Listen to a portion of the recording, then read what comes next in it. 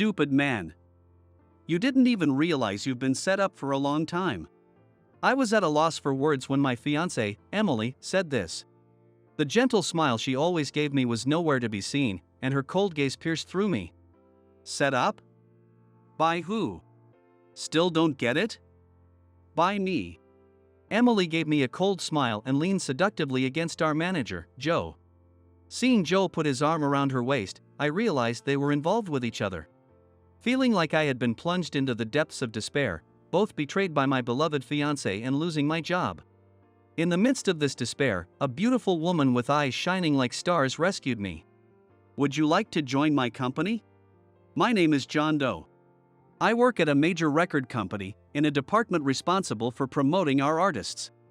The sales of the artists I manage directly impact my promotion. Because of this, everyone uses every trick in the book to boost their artist's sales and be the best.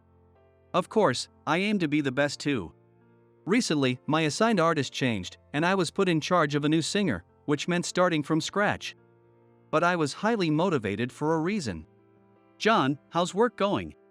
The reason was my fiancée, Emily, who sat beside me with a smile as I faced my computer screen. Just seeing her smile recharged my energy. Doing good. What are you working on now? My artist is releasing a new CD, so I'm planning the promotion strategy. I said, secretly sharing the strategy details. I wouldn't tell anyone else, but Emily was my beloved fiancée. I could trust her more than anyone else in the world, so there was no problem. What do you think of this strategy? I think it's perfect. As expected from my reliable fiancé.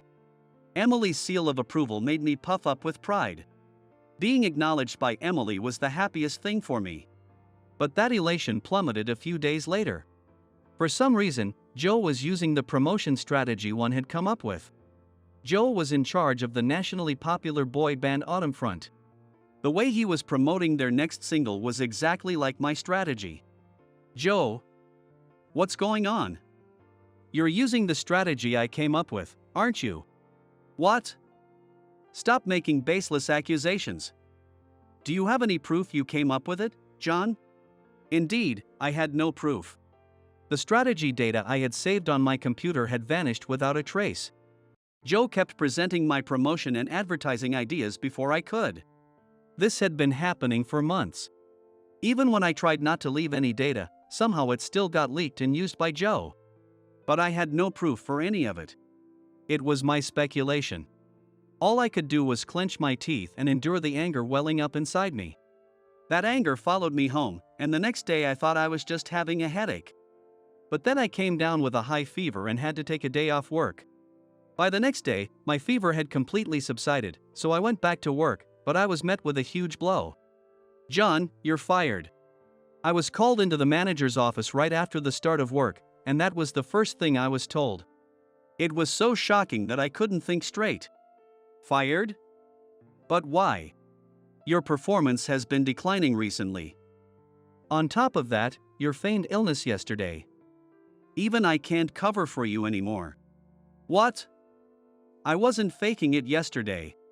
Emily vouched for that. As Joe said so, Emily walked into the room. The gentle smile she always gave me was nowhere to be seen, and her cold gaze pierced through me. Emily? Why? Stupid man. You didn't even realize you've been set up all this time. Set up? By who? Still don't get it? By me. I arranged for your artist to be switched to a newcomer, and I leaked your promotion strategy to Joe. I orchestrated all of it. Emily gave me a cold smile and leaned seductively against Joe. Seeing Joe put his arm around her waist, I realized they were involved with each other. When you confessed to me, I did like you. You were competent and had a bright future. But you're too focused on work and too needy. You think I didn't notice your desperate desire to be my number one? It's over now. I don't need you anymore. I felt like I had been plunged into the depths of despair. I don't remember much of what happened next. I handed in my resignation as Joe instructed, packed my things, and left the company in a daze. I didn't feel like going home, so I wandered the streets aimlessly. Let me go. I heard a voice suddenly and turned towards it without thinking. A beautiful woman was being harassed by three rough-looking men. "Come on, just come with us to karaoke for a bit." "No, I don't want to." The woman looked around anxiously. I was still a distance away, so our eyes didn't meet. But I felt the urge to help her. She was slender and pale, looking very vulnerable. I couldn't just stand by and let those men do as they pleased. "Hey, you guys." As I took a step forward and called out, one of the men was suddenly thrown to the ground at my feet. I stopped in shock. The man who had been thrown was unconscious, his eyes rolled back. "What the hell, you bitch?" When I looked up at the shout, I saw an unbelievable sight. The woman I thought was vulnerable was kneeing one of the men in the jaw and then kicking another in the stomach with incredible force. The men were taken down with a single blow each. Phew! The woman exhaled and brushed the dirt off her hands. Then she suddenly looked at me. Her face went pale instantly. "Did you see that?" I nodded hesitantly, and she approached me. Before I knew it, she grabbed my collar. I couldn't help but notice how her eyes, shining like stars, were beautiful even as she glared at me. "What's your name?" John Doe." "John? I think I've heard that name somewhere." "Well, whatever. If you tell anyone about what you saw today, you know what will happen, right?" I could only nod like a frog being stared down by a snake. She let go of my collar. "You seem like an office worker. Why are you here at this hour with all those bags?" As I smoothed out the wrinkles in my shirt, she asked me this. Thinking about what had happened at work, my mood sank again. "Hey, what happened? You suddenly look so down. If something's bothering you, why don't you talk about it? It might make you feel better." She gently encouraged me to sit on a nearby step and share my troubles, and in my broken-hearted state, I found myself opening up to her. I told her how my ideas and my fiancé were taken by my boss, how they set me up, and how I got fired. She frowned deeply as she listened. "Wow, that woman is the worst. You should have punched both of them before you left." She clenched her fist and jabbed it forward like a boxer. I couldn't help but laugh bitterly at her antics. Yeah, maybe I should have. But at the time, I was too shocked to think straight. "I see. After going through all that, it's no wonder you're hurt." Her expression softened, and she looked genuinely sad for me. My heart skipped a beat seeing her empathy. "Hey John, why don't you come work at my company?" "Your company?" "Yes." "Oh, here's my card." She handed me her business card, which read First Rate Productions, Samantha Thompson. "I assume you know First Rate Productions, being in the same industry?" "Yes, of course." "And Thompson, are you by any chance related to the president?" "Yeah, I'm his daughter." She nodded, looking a bit shy. "From what I've heard, you seem capable, and despite your heartbreak, you tried to help me." "We need that kind of integrity. I'll talk to my father. So please consider it." Samantha stood up, and as she looked around, she seemed to remember what she had been doing earlier. She turned back to me with a sharp look. "Even if you join the company, you must keep today's events a secret. Promise." She hooked her pinky finger with mine and shook it vigorously. After I nodded repeatedly, she seemed satisfied and walked away happily. I looked at my pinky finger, still feeling the warmth of her touch. As I stared at it, I realized I wanted to see her again and work with her. Feeling this way about another woman right after being dumped, I couldn't help but laugh at myself. Maybe I wasn't so different from Emily after all. When I contacted First Rate Productions about joining, Samantha must have put in a good word for me because my interview was quickly scheduled. To my surprise, the interview was conducted by President, Mr. Thompson, himself. "So, you're John. Samantha has told me about you. We're excited to have someone like you join us. Welcome aboard." Despite my nerves, the interview ended with just a few words of encouragement, and I got the job. It all felt too good to be true. The very next day, I started working. I was assigned to the promotion department, just like at my previous company. As I introduced myself to the team, a man stepped forward. "I'm Mike. We'll be working together on the same artist's promotion." "Nice to meet you. We're working together?" "Yes. This way, if one of us is out, the other can cover."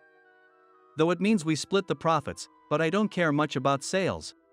His nonchalant attitude caught me off guard and made me a bit uneasy. Was it really okay to be this relaxed? Wouldn't other employees surpass us? But my worries were unfounded. Everyone at the company shared Mike's attitude towards sales. In fact, Mike was openly discussing his promotion ideas with other employees, seeking their input. If you do that, won't your ideas get stolen? He laughed at my concern. No one here would do that. We focus on how much the fans love the artists. It's the fans who make the artists' careers possible. And we're here to support that. His words made my concern dissipate. I decided to try sharing my ideas with the other employees and get their feedback. Everyone listened with enthusiastic expressions. That promotion idea is brilliant. You're a genius. Well, there are some flaws. For example, here. Some employees praised my ideas, while others gave me advice. It was overwhelmingly more comfortable to work here than at my previous company. Before I knew it, I started looking forward to coming to work every day. And there was another reason why I enjoyed coming to work. It was Samantha. One day, after a meeting with our assigned artist, Mike and I returned to the office to find Samantha at the entrance. She was struggling with some heavy-looking bags. "Samantha, let me carry those for you." Mike ran up to her with a big smile. Then other male employees gathered around. "No, I'll carry them." No, let me do it." "Thank you." I was struggling with these heavy bags, so I appreciate it. Samantha handed the bags to Mike, then she thanked him politely, causing the male employees' faces to light up. But I could tell. Samantha was acting. She could easily carry those bags herself. Such thoughts must have shown on my face, as Samantha looked over at me. She mouthed, "Follow me," so with my heart pounding, I did as she instructed. She led me to a rarely used storage room. Once inside, she closed the door and slammed her hand against the wall behind me. Since I was taller, she had to look up at me from a close distance. But her gaze was far from sweet. "You haven't told anyone about that day, right?" "I haven't, I swear." Trying to keep my racing heart calm, I responded evenly, and though she looked at me skeptically, she eventually removed her hand from the wall. She pulled something out of her pocket and placed it in my hand. It was a small bag of colorful sugar candies. "Here, you've been working hard. It's a reward." The colorful candies sparkled like little stars. Feeling overwhelmed with gratitude, I carefully held the bag, making sure not to crush the candies. "Thank you. I'll treasure these." "Don't be silly, eat them." She immediately corrected me, and we both laughed. By the time I had fully adapted to the culture at First Rate Productions, something amazing happened. The new music video for the artist Mike and I were promoting became a hit online. The video was based on my idea, created through collaboration with Mike and the artist. The positive reception snowballed, and the CD and digital downloads dominated the top spot for the month. This is incredible. I've never seen anything like this before. The artist and the fans are thrilled. Mike said with a big smile. Other employees also congratulated me. "That's awesome. We can't let ourselves fall behind now." At my previous company, this would have been impossible. If someone succeeded, the next thing people thought about was how to undermine them. But the place I'm in now is different. Here, everyone celebrates each other's success. And I found this place thanks to Samantha. I wanted to report this to Samantha, so I went to find her. Also, I had a small gift, which is some highly praised madeleines to thank Samantha for the candy she gave me. I found her in the office. When I called her, she came out to the hallway. "Samantha, our artist's new song hit #1 for the month. It's all thanks to you for bringing me into the company. I'm really grateful." "Yes, I've heard." "Congratulations, truly." She accepted the madeleines I offered her. But she looked somewhat downcast. "Samantha? Is something wrong?" "No, nothing. John, you don't need to thank me. Getting to #1 was your own hard work." With that, she went back into the office. I wanted to say something to her retreating figure, but I couldn't. I didn't know what to say to someone who seemed so disheartened. A few days later, All the employees were gathered in the conference room. I heard that Mr. Thompson has a major announcement. What do you think the big announcement is? No idea. As Mike and I whispered to each other, Mr. Thompson appeared. We straightened up. After a few words of encouragement, his expression turned serious. Recently, the idol group Autumn Front approached us to produce their next live concert. What? Autumn Front? Mike exclaimed loudly, his eyes shining. The other employees were equally astonished, causing a stir in the conference room. I was just as surprised. But isn't Autumn Front produced by another company? I raised my hand and asked. He nodded calmly. Yes, your former company, John. But the request came to us. This is an unprecedented opportunity for our company. If we succeed, I believe Autumn Front will entrust us with all their future productions. I need everyone's help to make this a success. As he bowed his head, the employees stood up in unison. Of course, we'll help. Let's all work together to make this success. I joined in the excitement. I glanced at Samantha and saw that she was just as enthusiastic. Seeing her no longer looking downcast relieved me. Although we said we'd work as a team, not everyone could be involved with Autumn Front. We all had our own artists to manage. They are also our important colleagues. So, a special team for Autumn Front was formed. I was chosen as the promotion manager. I felt uncertain, but Mike encouraged me. Who else but you, John? To my delight, Samantha was assigned as the administrative manager. The thought of working with her on such an important project filled me with excitement. I prepared the budget for the live concert promotion and went to get Samantha's approval. She was focused on her computer, with faint circles under her eyes. Samantha, have you been getting enough rest? When she looked up and saw it was me, she sighed heavily. This is a critical job. I can't afford to slack off. Rest is important. If you have time to worry about me, focus on your own tasks. Her strong words in a low voice made me shut my mouth. Samantha and I were just colleagues. I couldn't meddle any further. Keeping my concern for Samantha to myself, I focused on my work. Days flew by, and soon it was the day of the live concert. The promotion was a great success, and the venue was packed. Having no specific tasks on the concert day, I was assigned to help with merchandise sales before the event. Other employees who weren't assigned to Autumn Front also gave up their day off to help. Why are there so few? I heard Samantha's near-shrieking voice and rushed over. What happened?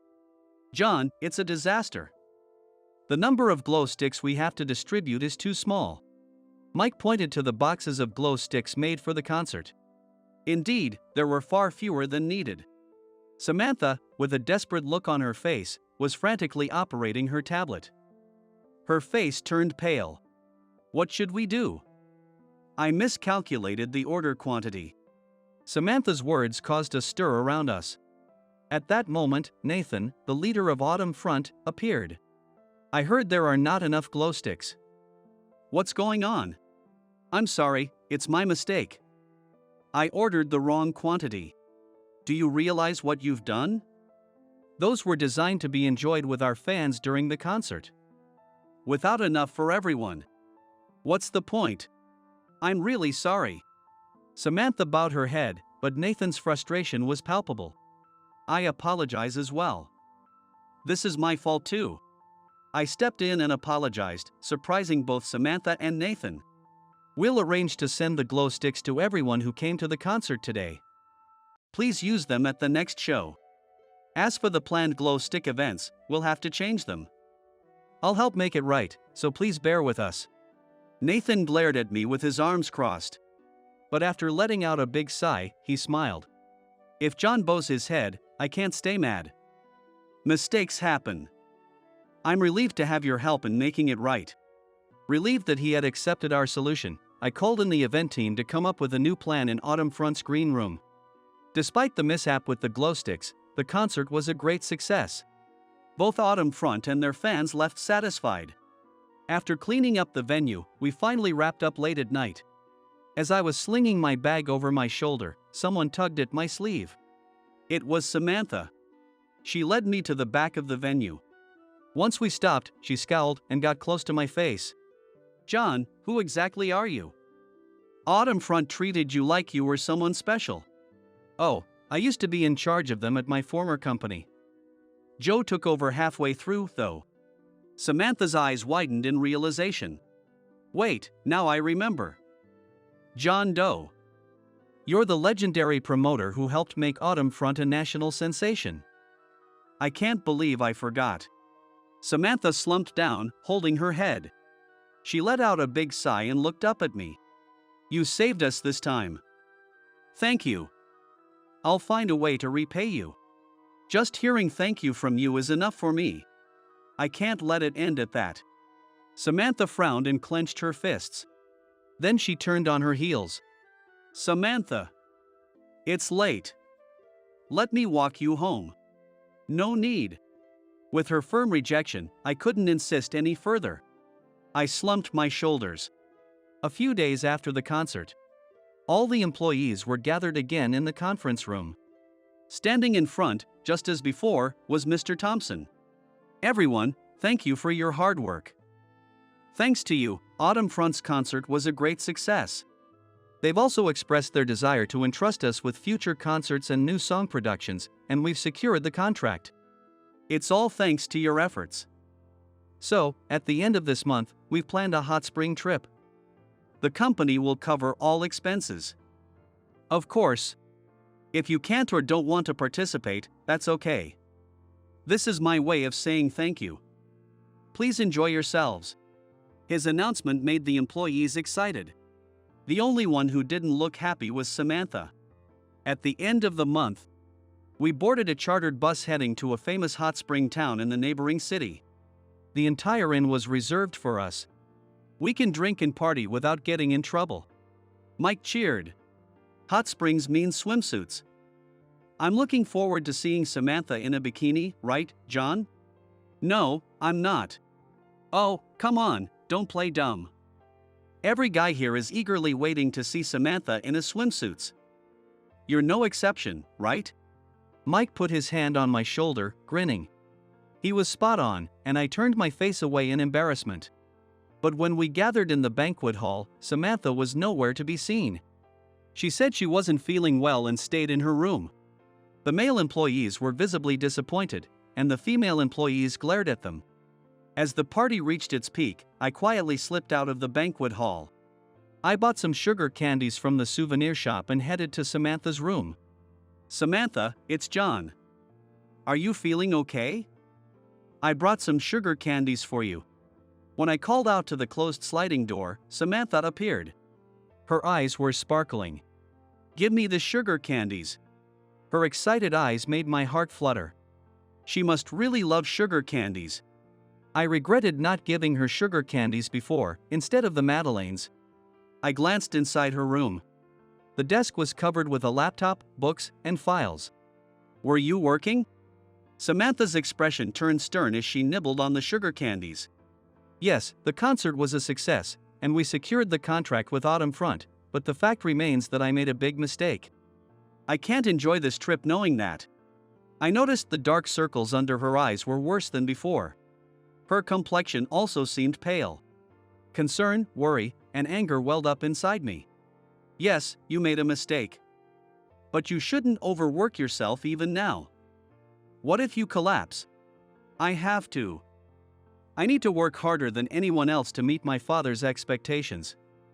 He took me in even though we're not related by blood. I owe him so much, and I've done nothing but drag him down. This was the first time I learned that Samantha and Mr. Thompson weren't biologically related. She pulled me into the room and closed the door. She motioned for me to sit on one of the cushions. When I sat down, Samantha sat on the cushion across from me. I was abandoned by my biological parents. I don't know their faces or names. My father took me in and raised me. Though we're not related by blood, he loves me dearly, and I love him. That's why I joined First Rate Productions, initially in the promotion department like you. Samantha glanced at her open laptop and gently closed it. It was my first job, and I made a lot of mistakes. But there was a colleague who always comforted me. No matter what mistakes I made, The colleague never got angry and pampered me. But that person turned out to be a spy from another company. They knew I was the president's daughter and took advantage of me. I was foolish enough to give them confidential company data that my father had. It nearly brought our company to the brink of bankruptcy. My father managed to handle the situation. And the other company went under when their wrongdoing was exposed. But the fact that I made such a huge mistake remains. A tear fell onto the cushion Samantha was sitting on. Since then, I haven't been able to trust anyone except my father. I was reassigned from the promotion department to administration. And even there, I made such a big mistake. I hate myself for it. Samantha covered her face with her hands and began to shake. I moved closer to her and gently touched her shoulder. Not being rejected, I continued to gently rub her back. Samantha, please look around you. Because of my previous company, I couldn't trust anyone either. But everyone in this company is genuinely good. I can confidently say no one here is out to deceive others. You gave me this place, Samantha. That's why I trust you the most. Please trust me too. Samantha lifted her tear-streaked face. I gave her a reassuring smile. Samantha, after the concert, you quickly handled the shipment of the glow sticks, didn't you? Autumn Front praised how efficiently it was done. Everyone makes mistakes. You managed to rectify yours. You can do it again. And I'll be right here with you. If you stumble again, I'll be there to help you up, every time. Really? Even if I'm the kind of woman who can throw men around? Of course. Tears flowed again as Samantha threw herself into my chest. Surprised, my face flushed. She clutched my clothes and sobbed loudly. I held her close. I wanted her to feel my reassurance, that I would always be there for her, strongly and gently. After returning from the company trip and taking a day off, we all went back to work. The employees seemed refreshed and motivated from the trip. I was assigned to manage Autumn Front. They specifically requested me, so I couldn't refuse. I enjoyed working with you, John. Mike said, looking disappointed as we had lunch during our break. On our way back, we ran into Samantha at the entrance, surrounded by large bags and boxes. Oh, John, Mike. Perfect timing. Can you help me carry these? Of course. Mike beamed and grabbed the heaviest bag.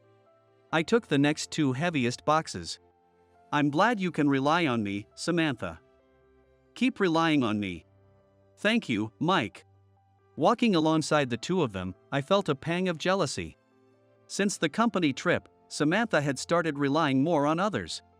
This was a good thing, but it also made her even more popular. Many male employees, like Mike, openly expressed their pleasure at being relied upon by her. I might be good at my job, but I'm terrible with women. So much so that it led to Emily betraying me. Surely, Samantha would choose someone who understands women better. After we finished carrying her goods, Samantha tugged at my sleeve. She led me to the storage room, just like before. What's wrong? You seem upset. Was it that obvious? Feeling awkward, I averted my gaze. Samantha moved closer. My heart felt like it was about to burst. I get it. You're jealous because I'm popular with the guys, right? Don't worry. You're my #1 fan.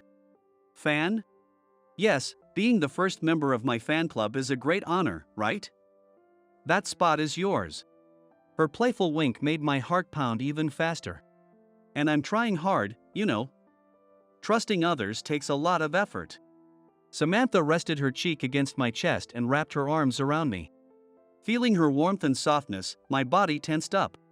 She laughed, probably hearing my racing heartbeat. Ha ha. Then she pulled away. Energy fully recharged. By the way, my father wants to invite you to dinner. Will you come? With my head feeling like it was boiling, I nodded without really understanding what was happening. Thank you. I'll send you the details later. Samantha left the storage room with a light step. My entire body felt hot, not just my head. It took quite a while to cool down. The place Samantha had chosen was one of the most prestigious restaurants in the city. Dressed in a suit, I stood nervously at the entrance, arriving 30 minutes early. Samantha and Mr. Thompson arrived in a very high-end car. I was mesmerized by Samantha as she stepped onto the sidewalk. She wore a deep green dress that revealed her shoulders, radiating a brilliance like a jewel. The lights from the building behind her looked like stage lights.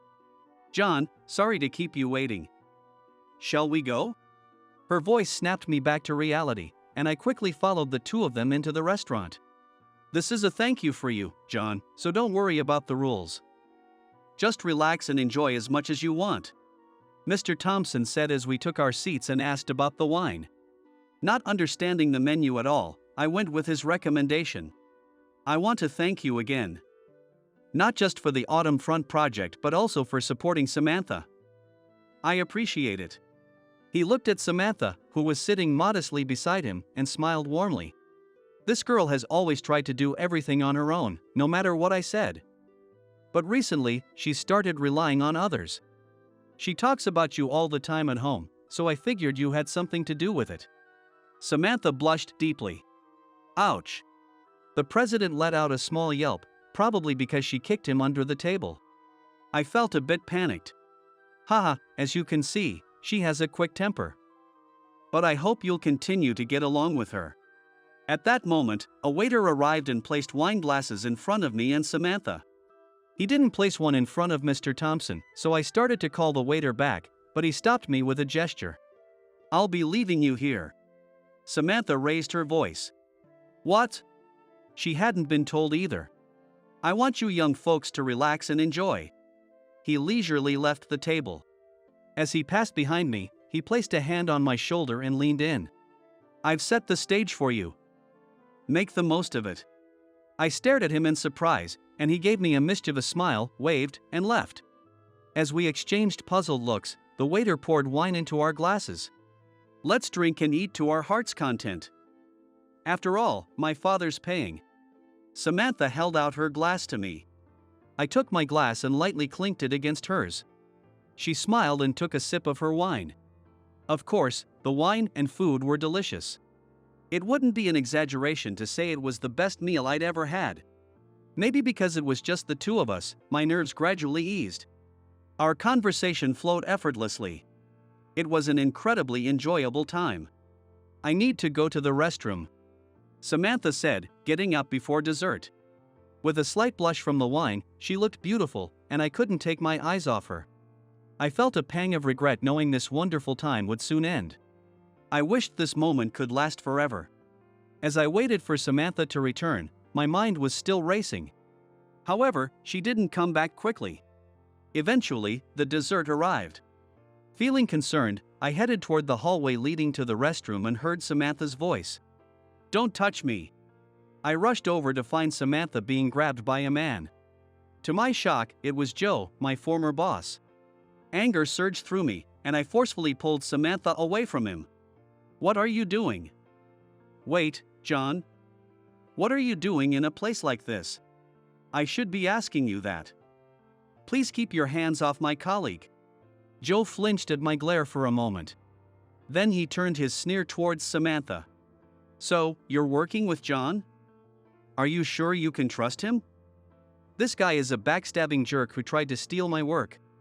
I wanted to tell him it was actually him who did that, but I refrained. Causing a scene here was the last thing I wanted. "Let's go, Samantha." I said that to leave the scene. But Samantha crouched down slightly and delivered a knee strike to Joe's stomach. With an ugly groan, Joe clutched his abdomen and collapsed. "John is not like that. Take it back." Samantha's voice rang out. The commotion attracted a crowd. Joe looked up at us with hatred and spat on the floor. "You violent woman. You'll regret this." Holding his stomach, Joe staggered out of the restaurant. I noticed that Samantha's dress was torn at the hem. Probably from delivering that knee strike in such attire. I handed her my jacket. "Our dessert has arrived. Let's eat it." Samantha sat down, using my jacket to cover herself. Even though the dessert had been sitting for a while, it was still exquisite. But Samantha looked disheartened. "I'm really not cut out to be a president's daughter. Who would want a violent woman like me?" Not even you, John. Without thinking, I stood up and knelt at her feet. She looked down at me in shock. Whether you're like a president's daughter or a proper lady doesn't matter to me. I love you, Samantha. I love the way you try to rely on others and how you're quick to take action. I love you just the way you are. Samantha, who had been staring at me in disbelief, started to laugh softly. What is that? Who insults the person they're confessing to? Oh, I'm sorry. I quickly apologized, but Samantha gently shook her head. She wiped away the tears that had welled up in her eyes. That's so like you, John. It makes me very happy. I love you too, just the way you are. You are the most important person to me. So, please cherish me as your most important person too. Yes, of course. I took Samantha's hand and kissed the back of it. Applause erupted from around us. It suddenly dawned on me that we were still in a restaurant.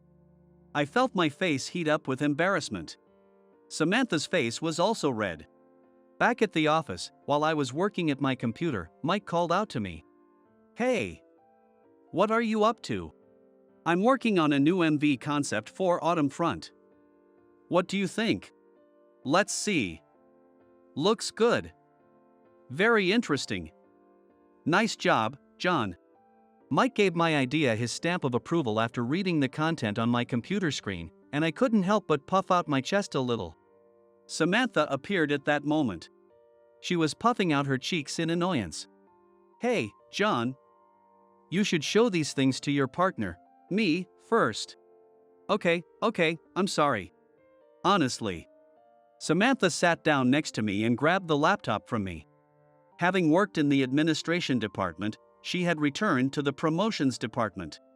Now, she was working with me on promoting Autumn Front. I couldn't help but smile when I saw the ring glittering on her left ring finger. Partners both at work and in life, huh? You two look so happy. Mike shrugged his shoulders. Oh, by the way, he said, as if remembering something, and lightly tapped my shoulder. Hey, guess what? Autumn Front signed with us, right? That means they cut ties with your old company. That's right. Yeah, and I heard the person who was managing Autumn Front there got fired. He was blamed for losing such a big client. I couldn't help but exclaim, what? The person managing Autumn Front when I left was Joe. There had been complaints from Autumn Front for a while. They wanted the previous manager back because the new one wasn't doing a good job. But the company never listened. That makes sense. That's why they suddenly approached us. Especially with you here, John. Samantha looked up from the laptop and gave me a bright smile. I felt pleased to be so highly valued by Autumn Front. Suddenly, I thought of Emily. What happened to her, dating Joe? Even though she resented me, she got engaged to me expecting I'd be promoted. Now, with Joe fired, how are they faring? Suddenly, I felt a sharp kick to my shin. The pain made me yelp and collapse on the spot. What happened? Mike asked, sounding concerned. John, you were thinking about another woman, weren't you? No, I wasn't. Before I could finish, Samantha glared at me. So I knelt on the floor. I was thinking about her. Good, honesty is appreciated. Samantha snorted. John, you're totally whipped. Are you sure you can protect Samantha like this? Mike teased, making me groan. Mentally and physically, Samantha was definitely stronger than me. Maybe I should start going to the gym. During the break after Mike left, I was looking up gym recommendations on my phone. Samantha took the phone from me. The gym? You don't need to go to one. I'll train you myself. She closed the browser and put her hands on her hips, leaning closer. With her face so close that our noses almost touched, my heart raced. I'll make you the strongest, most handsome fiancé ever. Her confident smile made her eyes sparkle like stars. In my previous job, the competitive atmosphere made me obsess over being the best. But at this company, I learned that it only exhausted me. Instead of striving to be the best at something, it's more important to cherish the best things you already have. For the artists, that's their fans. For the company, it's the employees. And for me, it's Samantha. I vowed to protect my number one, no matter what. There's no point in asking him anything. He's just an old-timer who's done nothing for the company but steal a paycheck. When I returned to the headquarters from a local branch, I got the cold shoulder from young employees who didn't know me. I ended up having to accompany one of them to meet a client under the pretense of learning from him, only to be dismissed as a paycheck thief. But despite the young employee's words, the woman sitting across me at the meeting, with her refined features and outstanding figure, was closing the distance between us. And then she made this proposition. Hey, how about we do it together? I, Thomas, had returned to the headquarters of Longfield Pharmaceuticals after 6 years. Standing in front of the sales department room in the headquarters building I hadn't seen in so long, I steeled myself. Then I opened the door. Sure enough, the faces inside were completely different from 6 years ago. The manager, Henry, who had kindly guided me, and the colleagues who had competed alongside me in sales, were all gone. Except for one person. Hey Thomas, long time no see. The one approaching me with a seemingly friendly smile was my colleague and now the sales department manager, Mike. I was surprised to hear you were coming back.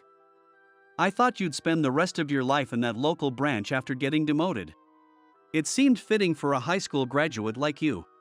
I bristled at Mike's mocking gaze. Just then, a woman approached, calling out in a sweet voice, "Mike." She linked her arm with Mike's and pressed close. Then she looked at me. "Oh, is that Thomas? Long time no see. You still look as unimpressive as ever." Well, considering you got demoted to a local branch, it's no wonder. Emily chuckled maliciously. I sighed inwardly at her. I felt disappointed, thinking this was the woman I once considered marrying. 6 years ago, I had been dating Emily. She worked as a temp sales clerk in the headquarters sales department. She was known for being exceptionally beautiful and kind-hearted, and I had felt incredibly lucky she chose me. One day, a year into our relationship, Emily invited me to her home. There, I met her parents and her brother. I thought she might be considering marriage since she introduced me to her family. From that day on, I seriously contemplated marrying Emily. But then, I received a transfer order. I was reassigned from the headquarters to a local branch. Hearing this, I steeled myself. After the job transfer notice was issued, I asked Emily out on a date. That's where I proposed to her. "Will you marry me and come with me? I'm sure you can find a job as a sales clerk there too." But Emily responded with a cold stare. "What are you talking about? Why should I go with someone who's been demoted? I thought you, even as a high school graduate, had a promising future because you were good at sales and well liked by Henry and other colleagues." But I was wrong. I can't be with someone with no future. Wait, Emily. This transfer isn't a demotion. How couldn't it be? You're going to some backwater branch. If you can't even understand that, you really are just a dumb high school graduate. She sighed in exasperation and disappeared. I had thought we loved each other, but her cold truth made me break down in tears. Later, I heard through the grapevine that Mike, who had been promoted to manager, was dating Emily. It made sense that she would choose him, given her disdain for what she considered my demotion. "Hey, are you listening, Thomas?" Mike's scolding brought me back to the present. I had been lost in thought, reminiscing about Emily. "It looks like you became useless at the local branch." "Oh well." "Hey, Andy." At Mike's call, a man quickly responded with a yes, and rushed over. "Thomas, this is Andy. He's young but has great sales records, and I have high hopes for him. Learn the ropes of sales from him." I couldn't help but widen my eyes. I'd been working as a salesman for nearly 10 years since joining the company. I wanted to argue that I didn't need any guidance, but Mike quickly walked away, arm in arm with Emily. There's no helping it. Even though we were peers, Mike was now my boss. I couldn't go against what he said. "Pleased to meet you. I'm Thomas." I extended my right hand for a handshake, but Andy didn't offer his in return and lazily scratched his head. "I've heard about you from Mike. You're just a high school graduate and come from a single-parent household, right? Quite a difference from Mike. who graduated from a prestigious university and whose parents run a hospital.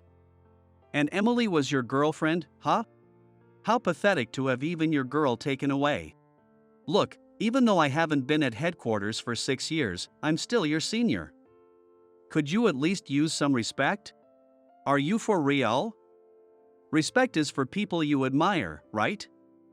I'm not going to respect an old, useless paycheck thief just because he's older. What should I respect about you?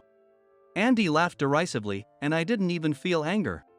I was just appalled, wondering what kind of training Mike was giving his subordinates. Well, since Mike asked me to, I'll be your mentor, though. Come on, let's get moving. Well, by the way, could you tell me which company we're visiting? Harbor Corporation. Heard of it? Yes. It's a pharmaceutical wholesale company that's been rapidly growing since it was founded 2 years ago, right? Well, though you exiled to the boonies, you can keep up, huh? We're just making a courtesy call. I've tried several times. But the person in charge is the CEO's daughter, and she refuses to make any deals. Honestly, I think it's a waste of time. But we never know when she might change her mind, so we have to keep in touch. As I followed him, who walked sluggishly, I couldn't help but worry a bit. Is he really the high-achieving salesman Mike respects so much? After a 30-minute train ride and a 10-minute walk, we arrived at Harbor Corporation's headquarters. We were guided to a meeting room on the 7th floor by the receptionist. After a while, the woman in charge appeared. With her refined features, she glanced at Andy and me with a stern look. Then she sat down on the sofa in front of us. Andy put on a fake smile that almost seemed like he would rub his hands together. Good day, Lily. It's a lovely day, isn't it? Andy, who is this? I haven't seen him before. Lily interrupted Andy and looked at me. Oh, this is Thomas. He just got assigned to the sales department today. I see. I'm Lily. I'm a medical sales representative. Nice to meet you. Nice to meet you too. We exchanged business cards. Andy continued talking, almost cutting between me and Lily. Well, don't worry about him. Lily, you look as lovely as ever. Are you using any of the highly effective supplements you handle?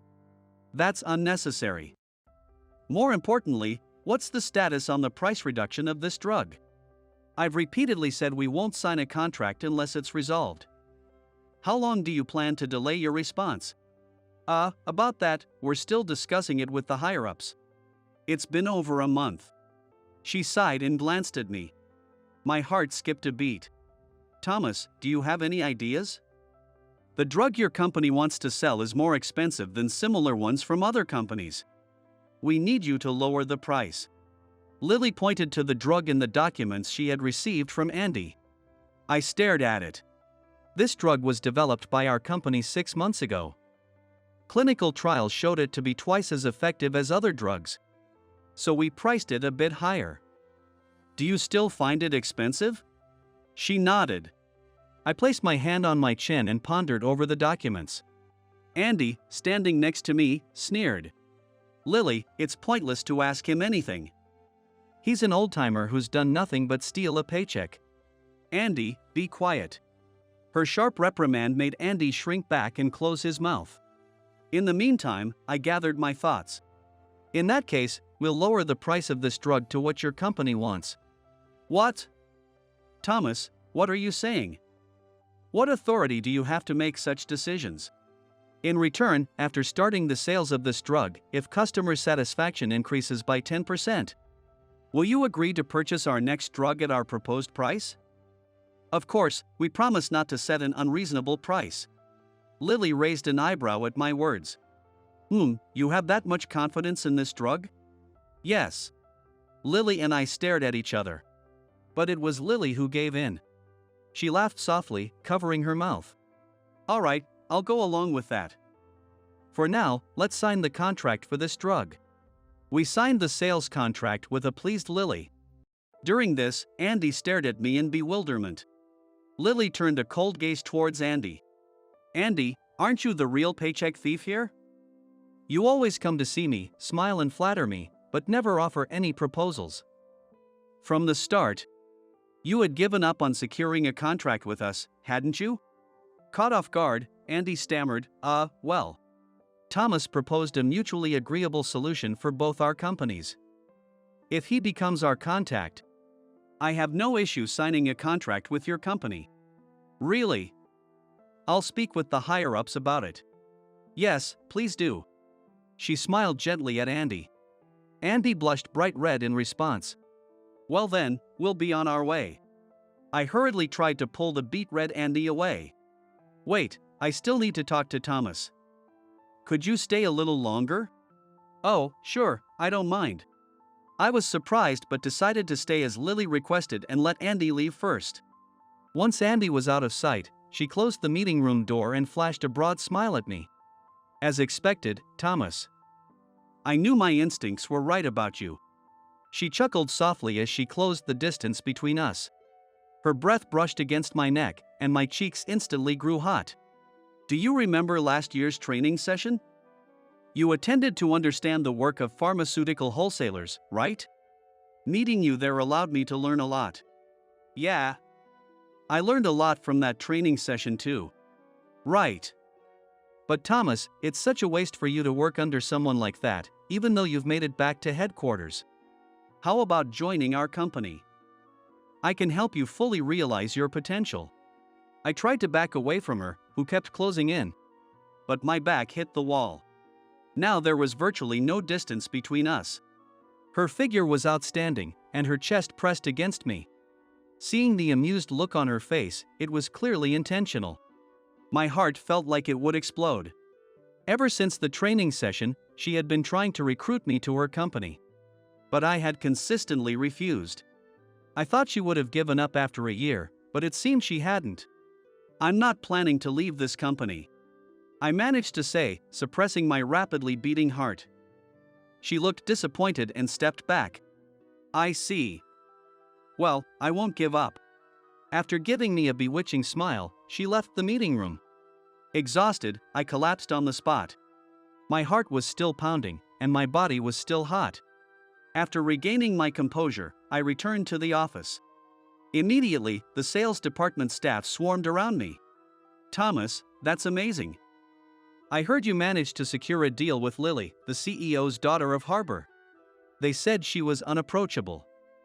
She rejected every proposal, and honestly, even Mike had given up. In the morning, they barely acknowledged me, but now everyone was looking at me with admiration. As I wondered what was going on, I made eye contact with Andy. I spread the word about your success story, Thomas, he said, giving me a thumbs up. And somehow, he had started using polite language. Does this mean I've finally earned his respect? Just then, I felt a burning gaze and turned around. Mike and Emily were glaring at me with bitter expressions. A few days later, I found myself at a bar with Lily. She had invited me. When I arrived, she was already there, and she smiled and waved me over when our eyes met. My heart raced as I sat next to her. Let's toast to our reunion. Lily lightly clinked her glass against mine. After taking a few sips of her cocktail, she let out a long breath. Thomas, why did you turn down my offer? Don't you like my company? She asked, tilting her head and looking up at me with a slightly sad expression. I felt a pang in my chest. It's not that. I know your company is great, and I'm grateful that you think so highly of me. But Mr. Johnson, the president of my current company, took me in despite being a high school graduate. I owe him a lot, and I want to repay that debt. I see. Lily pouted and took another sip of her cocktail. But it's thanks to you that I no longer feel ashamed of being a high school graduate. Lily tilted her head in curiosity. During the first day of the training session I attended last year, there was a time for participants to introduce themselves. Since the first person mentioned their name, company, department, and university, everyone else followed it. This made me incredibly anxious. I knew that if I introduced myself as a high school graduate, I would be laughed at. It had always been that way. I was the last to introduce myself. I hoped that at least one other person would be a high school graduate, but of course, there wasn't, and my turn came. I'm Thomas. I work in sales at Longfield Pharmaceuticals branch. I didn't attend university, I graduated from high school. I knew I'd be ridiculed, but lying would be wrong, so I told the truth. Everyone's expressions changed immediately. Some openly laughed, saying, "Really? A high school graduate?" I regretted not keeping quiet. I clenched my fists and bit my lip, ready to look down. But then, why is everyone laughing? Being a high school graduate means he has more work experience than those of us who went to university, someone said. I looked up in surprise. It was Lily, with her refined features. Having more work experience than everyone else. I had never thought of it that way. Her words were eye-opening, and she smiled at me, showing her teeth. Teach me a lot, Thomas. Oh, should I use polite language since you're a senior? No, we're the same age, so you don't need to. Okay, then. Nice to meet you. Thanks to her, the mocking atmosphere around me changed into one of welcome. Thanks to you, I had a great time during the training session. I learned to be proud of being a high school graduate, to say it with confidence. I'm truly grateful. When I said that, for some reason, Lily's face turned bright red. Her eyes were also watery. As I tilted my head, wondering if she had drunk too much, she hastily wiped her eyes. No, compared to what you've done for me. What have I done for you? I racked my brain, trying to remember. Seeing my confusion, she laughed softly. I think it was probably just natural for you, so you don't remember. On the first day of the training session, I suddenly felt sick on the train. I was probably just nervous. But I couldn't get off because I didn't want to be late for the session. And the only seat available was in the priority seating, so I took it. Then some old man yelled at me, "That's a priority seat. Young people like you shouldn't be sitting there." I was feeling unwell and scared, and I almost started crying. That's when you stepped in and helped me. You said, "I think she's feeling unwell. Her face is pale." And even if that's not the case, there are illnesses and injuries that aren't visible. It's not right to scold someone just because they're young. Lily paused and looked at me intently. I remembered the incident she was describing. Oh, yes. I do remember helping someone on the first day of the training session. I'm glad that old man quickly apologized afterward. But I didn't realize that person was you, Lily. She blushed and smiled shyly. After getting to know you during the training session, I learned that you were a high school graduate from a single-parent household. It made sense that you understood the various circumstances people might face. That's why you thought there might be a reason I was sitting in the priority seat. Thomas, you're someone who can empathize with others in different situations. I admire that about you. I think you're amazing. Her words made my heart race. It was the first time someone had directly told me I was amazing. And from such a beautiful woman, no less. As I struggled to find a response, I noticed Mike entering the bar. He was with a woman, but it wasn't Emily. Thinking she might be a business associate, I watched as Mike put his hand around her waist. The closeness between them was clearly not that of mere business associates. Could he be cheating? As I stared in disbelief, Mike noticed my gaze and made eye contact. He seated the woman and walked over to me. Hey, Thomas. Having a drink? That's Lily from Harbor Corporation, right? Yes. Lily, this is Mike, my boss. Nice to meet you, she said, shaking Mike's hand. Even though it was just a handshake, it made me feel uneasy. By the way, Mike, who is that woman? Oh, she's my girlfriend. Girlfriend? Did you break up with Emily? But when I was at the office today, Mike and Emily were still very much together. They didn't seem like a couple on the verge of breaking up. As I was confused, Mike laughed derisively. No way. Emily is also my girlfriend. What do you mean? You have two girlfriends? What's wrong with having two girlfriends? A man of my caliber can handle multiple women. But that's... Do Emily and this woman know about each other? This one knows. But when I told Emily, she got really angry. So I've kept it a secret from her since then. If she got angry, then stop seeing other women. Who do you really love? Both, obviously. Though, I might be done with Emily soon. She's been pressuring me to get married, and it's becoming a hassle. Seeing my mouth agape, Mike smirked. If you want, I can give Emily back to you. In exchange, give me Lily. She's beautiful and has a great figure, perfect to be my girlfriend. I couldn't believe what I was hearing. The anger boiled over so quickly that my mind went blank. Hey, Lily, forget about Thomas and come to me. I'm a university graduate, my parents run a hospital, and I'm a department head. I'll treat you well. Mike reached out to touch Lily. Before I could stop him, she slapped him hard across the face. I'd rather bite my tongue than date someone as selfish as you. Leaving a stunned Mike holding his cheek, Lily paid the bill, grabbed my hand, and pulled me out of the bar. I struggled to keep up and not trip as she led me away. We emerged from the bustling downtown area into a quieter alley, and she stopped. She turned to me with a worried look on her face. I'm sorry for slapping your boss, Thomas. Mike was in the wrong. Honestly, it felt pretty satisfying, I replied with a laugh. However, she still seemed to have something on her mind. That Emily, she's your ex-girlfriend, right? Yeah, that's right. Do you still have feelings for her? Were you happy when Mike said he could give her back to you? What? No way. I hastily and firmly denied it. But she didn't seem convinced. But?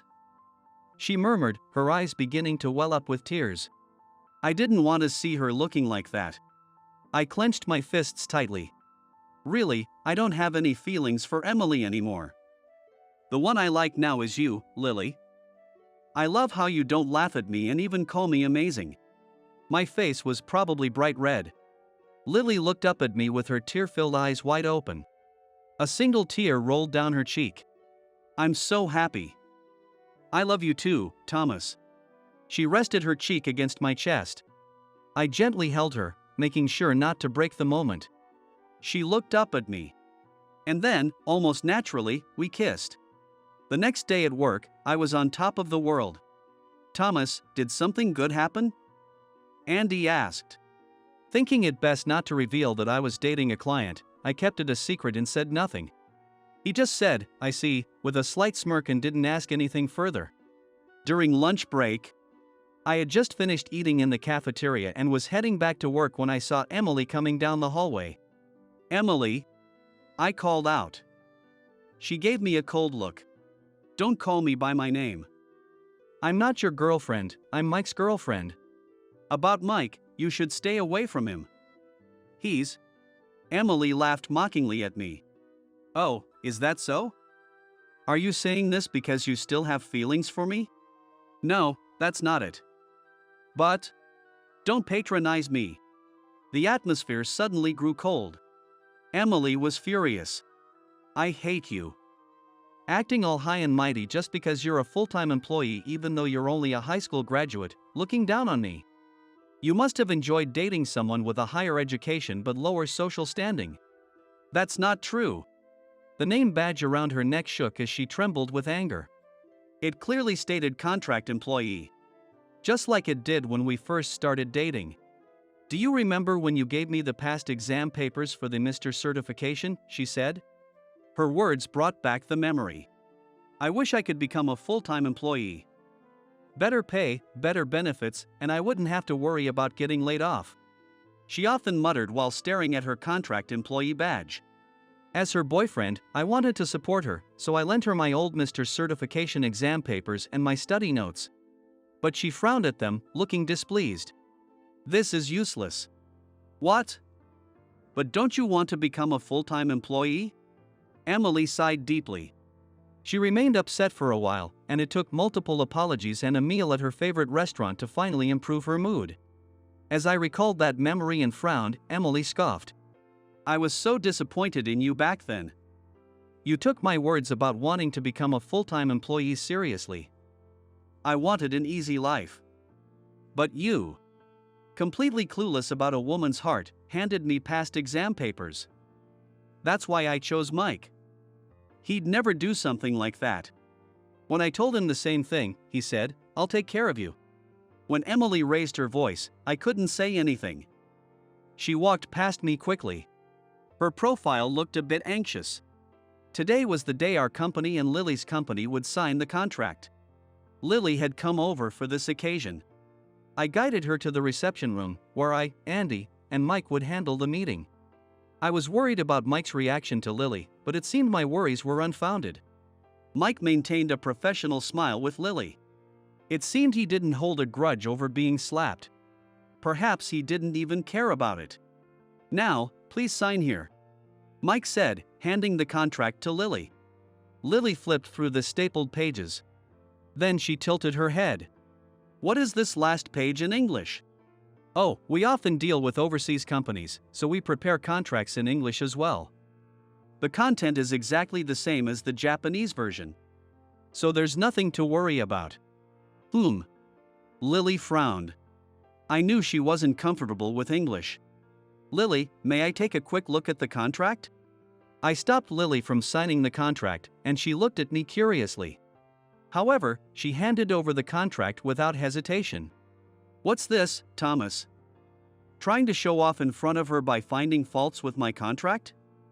Mike interjected. Ignoring his comment, I quickly scanned the English section of the contract. I frowned. Mike, what is the meaning of this? What are you talking about? The English contract states something that the Japanese one doesn't. It says, Harbor Corporation shall henceforth comply with all directives from Mike Green of Longfield Pharmaceuticals. Lily and Andy both exclaimed, What? Mike's eyes widened as he looked at me. What? Thomas, you can read English. Mike, does your reaction mean the English contract indeed contains such a clause? Lily glared at him. Mike hurriedly tried to cover up, forcing a smile. Of course not. This guy has always been jealous of my prestigious university degree and pulls stunts like this. Don't believe anything he says. No, I trust Thomas. Did you know he scored 900 on the TOEIC? Lily retorted. What? A 900 on the TOEIC. Mike and Andy both reacted in shock. Lily sighed at their stunned faces. Thomas couldn't afford to go to university because he came from a single-parent household. That's why he only graduated high school. But he's smart. How couldn't you know that after working with him for a long time? I glared at Mike, who was visibly shocked. Mike, have you been pulling stunts like this every time you signed a contract with another company? Is this how you climbed to the position of department head? What are you talking about? This is a misunderstanding. I just wanted to test Lily. I had no intention of making her sign it. Do you have any proof to support your claims? If not, I can sue you for defamation. I have the proof right here. Came a voice from the entrance of the reception room. It was Emily. She places the USB on the desk with a serious expression. All the paper documents have been destroyed, but this USB contains the data of all the contracts Mike had made so far. What? Emily, you traitor! Mike quickly grabs the USB from the desk. He throws it to the floor and stomps on it. How about that? The evidence is gone now. Mike, are you stupid? Backup is basic. Emily smirks and pulls another USB from her jacket pocket, showing it to Mike. Mike's face turns pale. Hand that over. Mike lunges at Emily. Instinctively, I shield her, and we both fall to the floor. Realizing he had failed to attack Emily, Mike swiftly pinned me down. You bastard! If you hadn't come back, I could have been the director, executive director, vice president, and even the next president. Mike raises his fist. Thomas! Lily and Emily scream simultaneously, but Mike's punch never lands on me. I catch his hand just in time, twisting his arm and pinning him to the floor. Mike glares up at me in rage as the reception room door quietly opens. It was Mr. Johnson, the president of our company, who walked in. What is all this commotion? Mr. Johnson looks at me sitting on top of Mike with a puzzled expression. Mike puts on a pained expression. Mr. Johnson. The truth is, Thomas added a terrible clause to the contract with Harbor Corporation. He was planning to use this contract to manipulate Harbor as he pleased. When I confronted him about it, he suddenly went berserk. Mike, isn't that what you were doing? When Mr. Johnson says this, Mike freezes. I received a report from Emily about your misconduct. I wanted to believe it was a lie because I thought you were an excellent person. But I'm disappointed. Mike's whole body loses its strength. Thinking he won't cause any more trouble, I release him. I'm sorry for involving you in our company's issues, Lily. Mr. Johnson bows to Lily. When Lily says, "Don't worry about it," he sighs in relief and then looks at me. Despite not having been back at headquarters for long, you've not only secured a new major contract but also uncovered misconduct within the company. As expected from you, Thomas.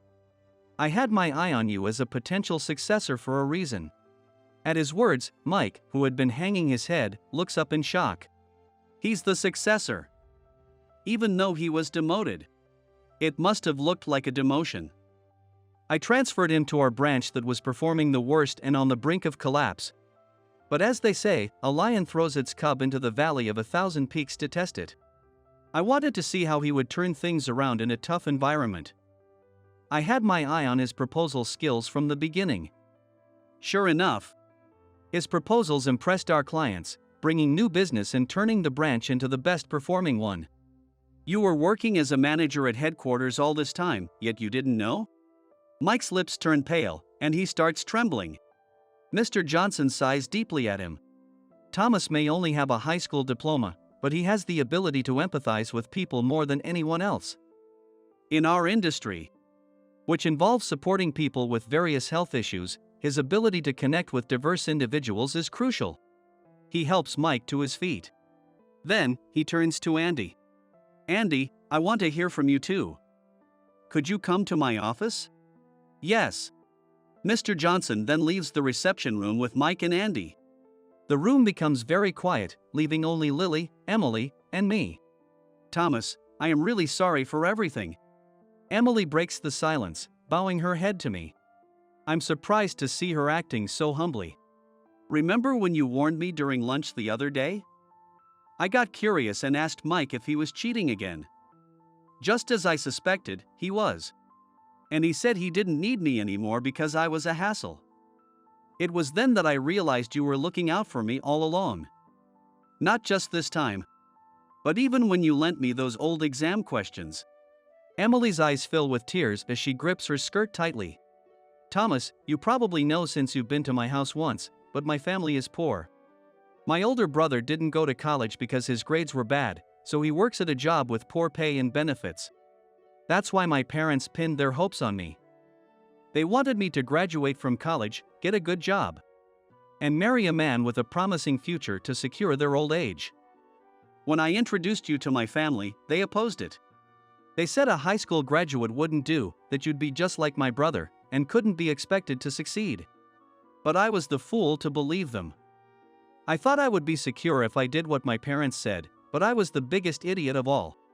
Tears from Emily's eyes make a stain on the floor. I'll start over. I'll work hard to become a full-time employee. So, if I manage to become one, at that time. Emily wipes her tears and steps closer to me. However, I am pulled back by my right arm, increasing the distance between her and me. It is Lily who is firmly holding my arm. Sorry, but Thomas is mine now. I don't care if you're his ex or whatever, I won't give him up. I see.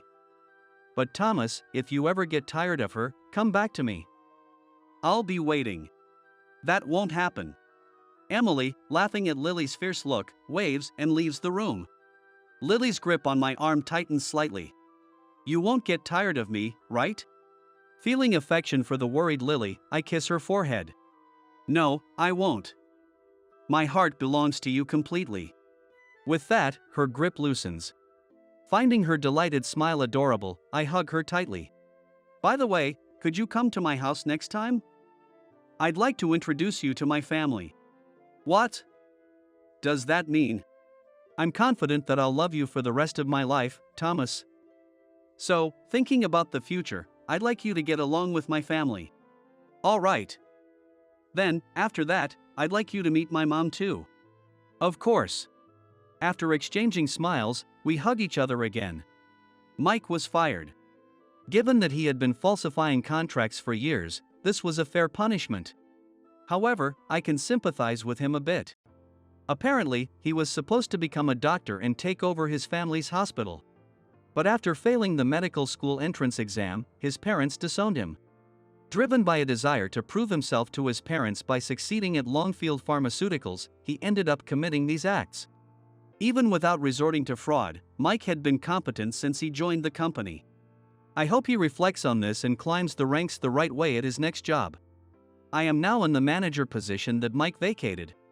But this too is only a matter of time.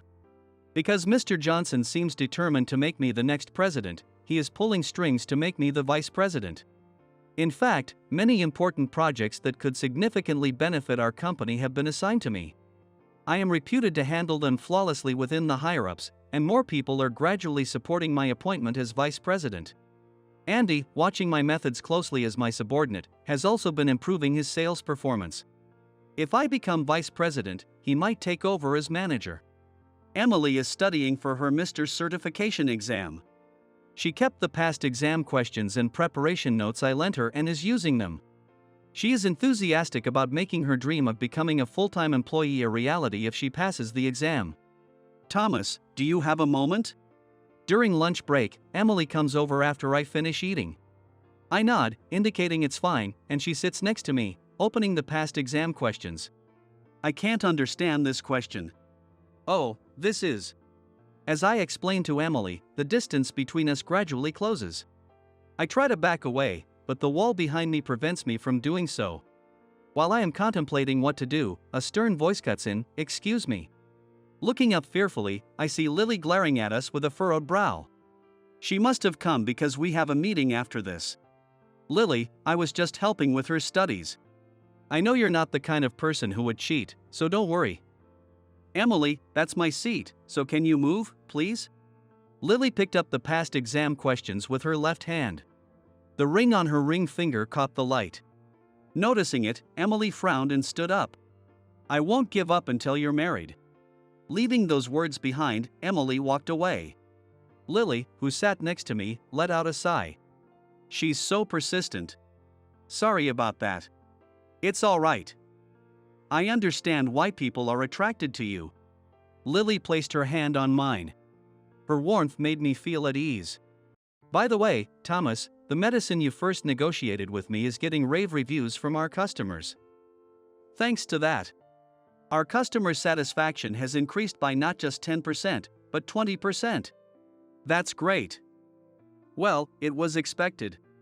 Yeah, I thought so too. As expected from you, Thomas. And now, more clients specifically request medicine from Longfield Pharmaceuticals. So, we'd like to increase our purchases from you. Understood. Let's go to the meeting room to finalize the details. Andy is waiting and ready. We stood up and walked side by side. People around us were watching with smiles. It seemed that everyone at the company knew about our relationship. But thanks to that, both our company's performances have improved, and everyone viewed our relationship positively. I felt very grateful for that. As I looked at Lily's smiling face next to me, I felt that smooth sailing described our current situation perfectly. I grew up in a single-parent household, and because we didn't have much money, I couldn't go to college. So my highest education is a high school diploma. I've had many bitter experiences, but because of that, I learned the importance of empathizing with people and have been able to practice it. I owe a lot to Lily and Mr. Johnson, who extended their hands to me without laughing at my high school diploma. From now on, I intend to fully utilize this ability to empathize for the happiness of both the company and Lily. Oh, you. You just touched my butt, didn't you? What? No. In the middle of the busy street, I was at a loss for words as a woman screamed at the top of her lungs. I had only tried to help her up after she fell, with no ill intentions. But being yelled at like this made it feel like the truth was being turned upside down. Hey, stop making such a fuss. There you go, trying to touch me again. You pervert. Oh, that's enough. Abduction. Help. She kept yelling, leaving me with no way to calm her down. I decided to take drastic measures and grabbed her hand, pulling her into a nearby store. Neither of us had any idea that this chaotic encounter would lead to something unexpected. My name is Michael.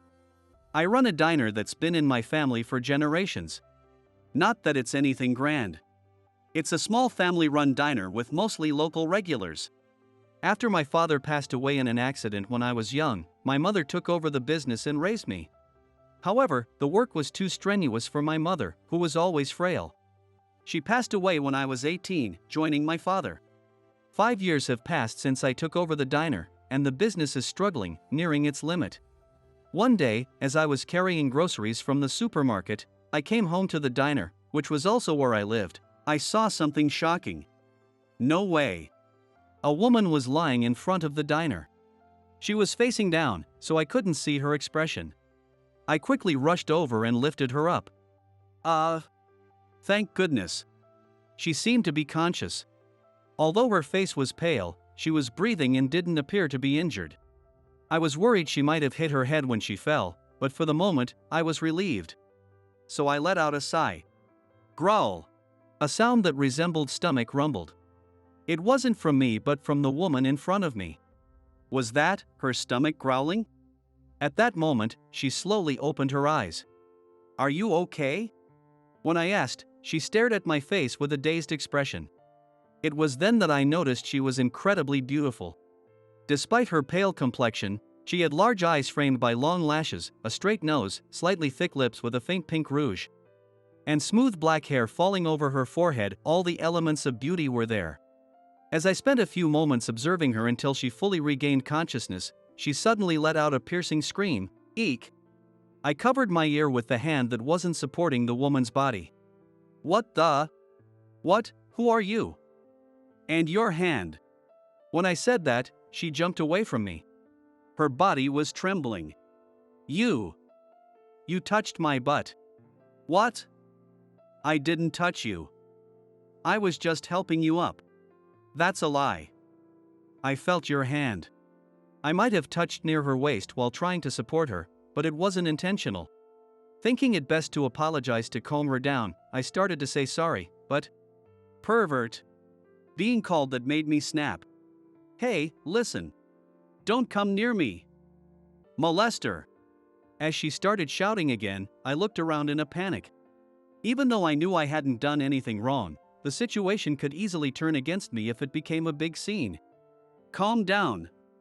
Please, be a little quieter. But she wouldn't quiet down. Her shouting made the neighbor's dog, Max, start barking loudly. Oh, great. This is such a hassle. Muttering, I grabbed her arm. It was a bit forceful, but I had no choice. What? What are you doing? She was taken aback by my sudden action. Seizing the moment, I led her into the diner. Just sit there and be quiet, I said from behind the counter. Still wary of me, she surprisingly sat down without further fuss. Though she seemed able to cause quite a commotion, her face was still pale. I kept an eye on her while continuing my work, worried she might collapse again. Here you go. I placed a tray with food in front of her. This is egg porridge and simmered daikon radish. It's lightly seasoned to be easy on your stomach. And it's hot, so be careful. Whether still cautious or just surprised, she didn't immediately start eating. But the delicious aroma must have been too tempting. Her stomach growled loudly again. It seemed even louder than before. Suppressing a laugh, I spoke to her. See, there's nothing weird in it, just eat. Thank you for the food. Her face flushed with embarrassment, she picked up the spoon and scooped up some porridge. Smells good. She brought it to her mouth. I couldn't help but admire how graceful she was, even in her movements. This is delicious. I'm glad you like it. Chew well and eat slowly. I returned to the kitchen to clean up. Thank you for the meal. After a while, she spoke to me from across the counter, holding the tray. The dishes on the tray were empty, and the spoon and chopsticks were neatly arranged. Seeing an empty bowl always makes me feel good. Glad you enjoyed it. You look better now. I'm sorry about earlier. I didn't mean to cause such a scene. Yeah, if that had continued, I might have been wrongly accused. She looked genuinely remorseful at my words. Thinking I might have been too harsh, I added, "Just kidding. I get it. Being touched by a stranger is unsettling. I should have been more careful too. I'm sorry." "No, I'm the one who should apologize for jumping to conclusions. And thank you for helping me and for the delicious food." Despite finding her troublesome at first, I now felt a sense of goodwill towards her. "I'm glad you liked it. I used to make it often for my late mother. I carefully calculate the salt content and everything." "Oh, I see. I'm sorry." "It's okay. She passed away a long time ago. At my age, I wasn't particularly sentimental about my parents' deaths, so there was no need for her to worry. It was really delicious. I haven't been eating well lately, but I couldn't stop once I started on your food." "That's great to hear." Growing up in a diner, I've always been interested in cooking. My parents told me to focus on school instead of helping with the diner, but I found school boring and got more into cooking. They were exasperated with me. I was so happy to see someone enjoy my cooking that I ended up talking about my background without being asked. She listened enthusiastically, nodding along. About 10 minutes passed. Her bag started ringing with an alarm. "Oh no!" I lost track of time. She hurriedly grabbed her bag and returned to the counter. "I'd love to hear more about your story, but I need to get back to work." She rummaged through her bag. "Oh no! I forgot my wallet." She bowed deeply. "I'm so sorry. I forgot my wallet and can't pay for the meal." "It's fine. I didn't serve it as a restaurant meal. Besides, I'm sorry for holding you up with my stories. Good luck with work. Take care of yourself." "But..." She started, but then her phone rang. I gently pushed her towards the door. "Go on, you'll be late. I'll definitely come back later." "Thank you so much." She bowed and ran out, with her phone in hand. I figured I'd never see her again as I watched her leave. "Good evening." "Ha?" As I was closing up, the door opened, and there she was, the woman from earlier. "You actually came back?" "Of course, I said I would." She quickly added, looking embarrassed. "Also, the food was so good, I wanted more." "I'll pay this time." "Could you make it again?" Her stomach let out a small growl. "Sorry, my stomach, just remembering the food." Seeing her clutching her stomach, face turning red, made me laugh. All right. If you liked it that much, it makes me happy as a cook." "It'll be the same as my dinner, though." "Yes. Please." I served her the ginger pork, miso soup with daikon, tomato salad with homemade dressing, and freshly cooked rice that I had prepared for my own dinner. "Wow, it looks delicious. Enjoy it while it's hot." I sat across from her. We put our hands together. "Let's dig in."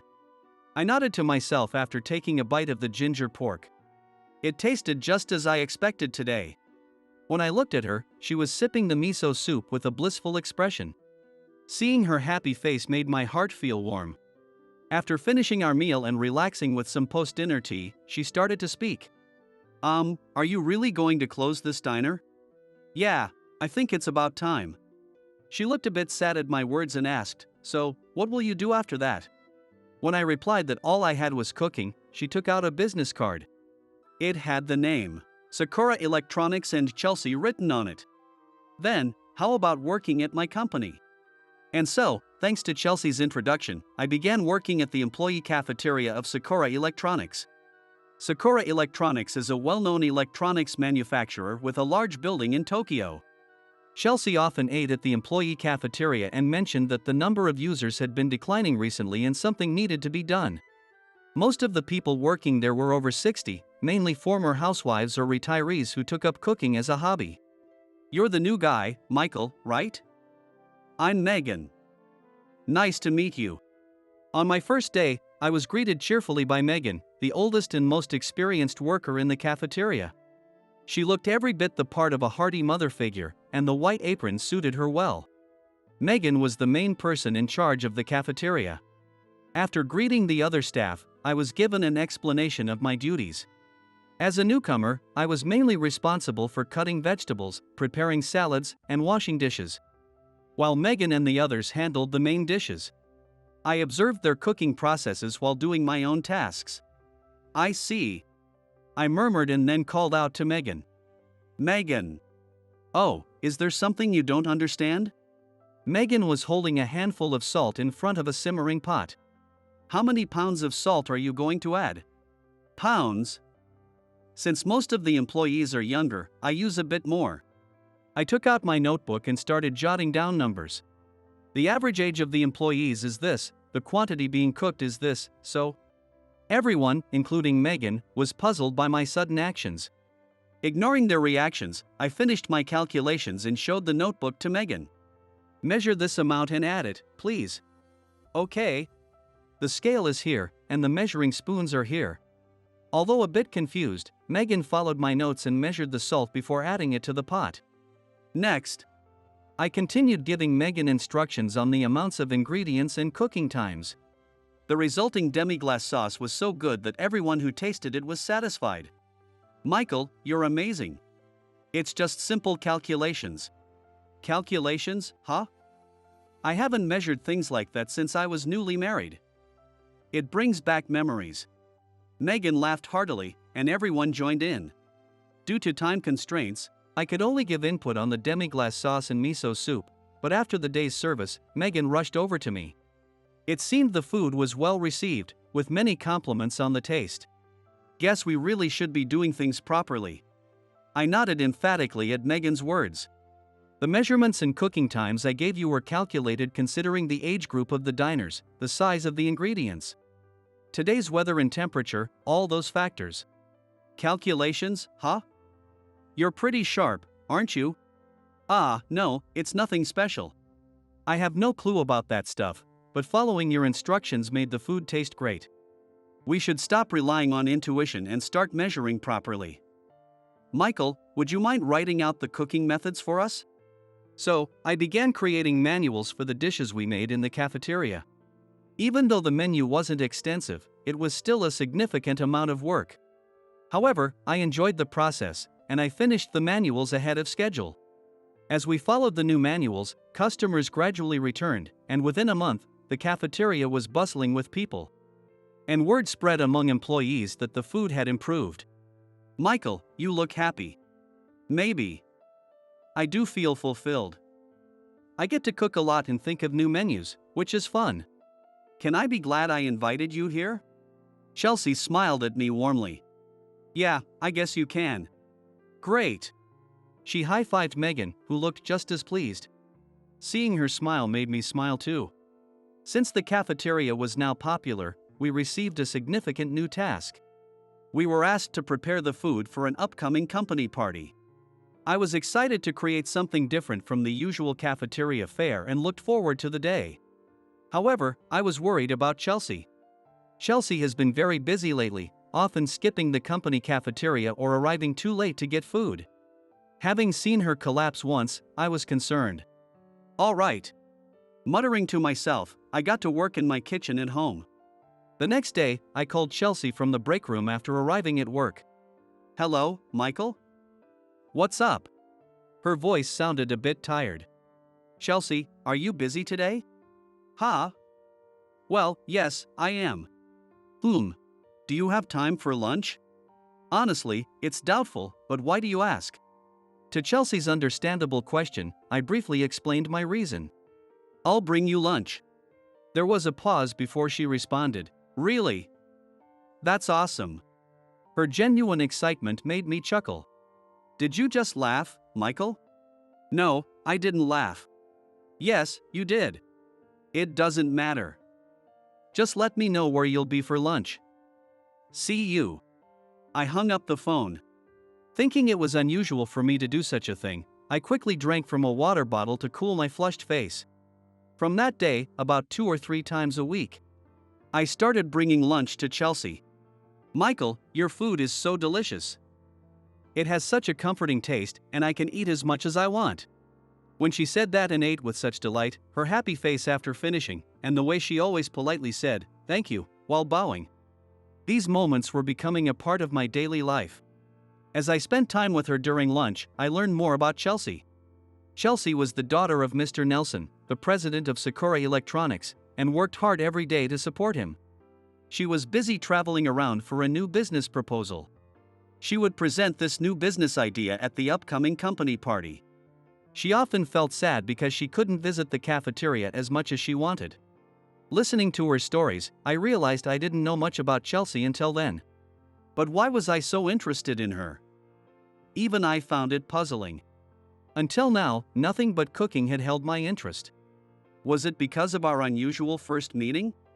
Was that why I was so concerned about Chelsea's health? Were you thinking about cooking again, Michael? You had a serious look on your face. Was I really that deep in thought? I'm looking forward to the food at the party. I wonder what dishes you'll come up with. Am I thinking about her as much as I think about cooking? Wait a minute. Could it be? I can eat anything you cook, Michael. It's always delicious, Chelsea said, smiling. Her smile seemed even brighter than before, and my heart started pounding. My cheeks felt hot. Michael? Your face is red. Are you okay? She reached out and touched my forehead. What are you doing? I quickly pulled away, and she looked at me in surprise. Oh, I thought you might have a fever. Oh no, was my hand cold? I'm sorry. I have poor circulation. She blew on her hands and rubbed them together. No, it's not that. Her unexpected actions were making my heart race even more. Oh no, I need to get back. Thank you for the lunch. It was delicious as always. I'll wash the container and return it. Take care, Michael. Sure. Chelsea waved and ran off, looking back with a smile. I suddenly realized I was waving back unconsciously. Seriously, she's going to give me a heart attack. What is it with her? Ever since we met, she had been unpredictable and kept me on my toes. But somehow, I found myself attracted to her. Sigh. Confused by my newfound feelings, I couldn't get her smile out of my mind. After realizing my feelings for Chelsea, delivering lunch and talking to her became the highlight of my day. Her gestures and words etched themselves into my heart. It seemed she also valued our time together, as she always made sure to have time for the lunch I brought her. Maybe she just enjoyed the food. About 2 weeks into delivering lunch to Chelsea, we had arranged to meet as usual. But that day, she was unusually late. Even waiting for her while glancing at the clock felt enjoyable. Hey, aren't you the new guy from the cafeteria? A man I didn't know suddenly approached me. Yeah, that's me. I responded suspiciously. The man, dressed in an expensive-looking suit, appeared to be a bit older than me. He looked me up and down with a condescending smile. Just as my irritation was growing, Chelsea arrived. Michael, I'm sorry I'm late. My meeting ran over. Oh, David? What are you doing here? David stepped between us. Chelsea, I haven't seen you around lately, so I came looking for you. Remember, we talked about having lunch together? Well, Chelsea looked troubled. I heard a rumor that you were having lunch with him, so I came to check. And it's true, I see. So what if it is? Does it bother you? I couldn't stand how David was talking to Chelsea and spoke up. David looked at me and the bag of lunch I was holding, and laughed derisively. Poof. She's the president's daughter, you know? Someone like you, a mere cafeteria cook, shouldn't be talking to her so casually. And feeding her such a cheap-looking lunch. David! That's a terrible thing to say. While I admire your kindness to everyone, you should choose your company more wisely. Only someone like me, an elite, can match up with you. Your father would agree. He stood beside Chelsea and laughed at me. I can tell he's looking down on me and mocking me. Despite my frustration, I had to admit they looked good together. David knew that and was flaunting it. So, cook boy, she's supposed to have a lunch date with me now. Why don't you just leave? Stop saying such things. Michael, Go on. I'll eat the lunch myself, so don't worry. Chelsea tried to say something, but I cut her off, turning away with clenched fists. Michael! Ha ha. I'm relieved he's more reasonable than I thought. Without looking back, I walked away. Chelsea had always been friendly, making me forget she was the president's daughter. She's from a good family. Having someone like me around could only cause trouble for her. How slow can you be, Michael?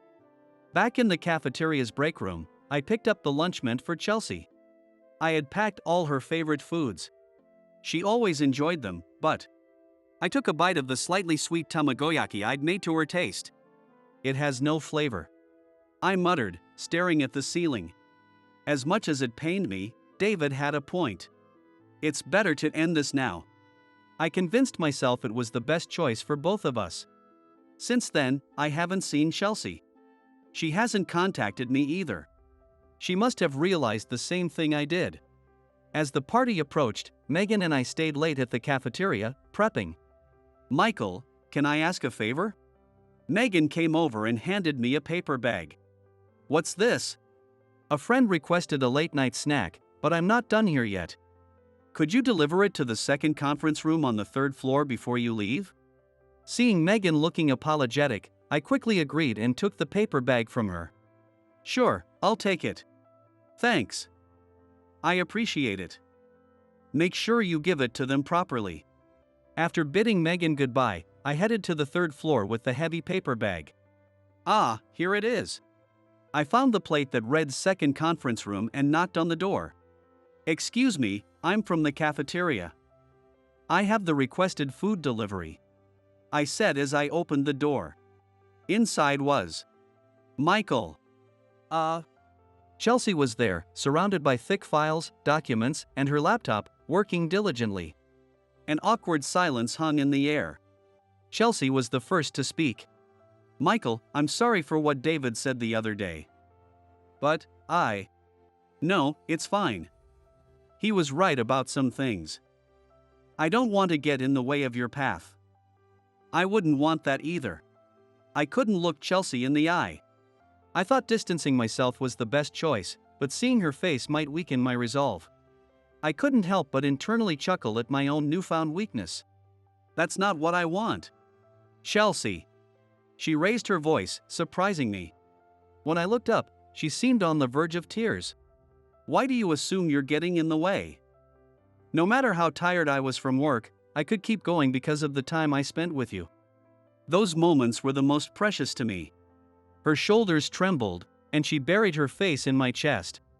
Hearing her sobs, my chest tightened painfully. I'm sorry. I didn't realize how much those moments meant to you. Michael.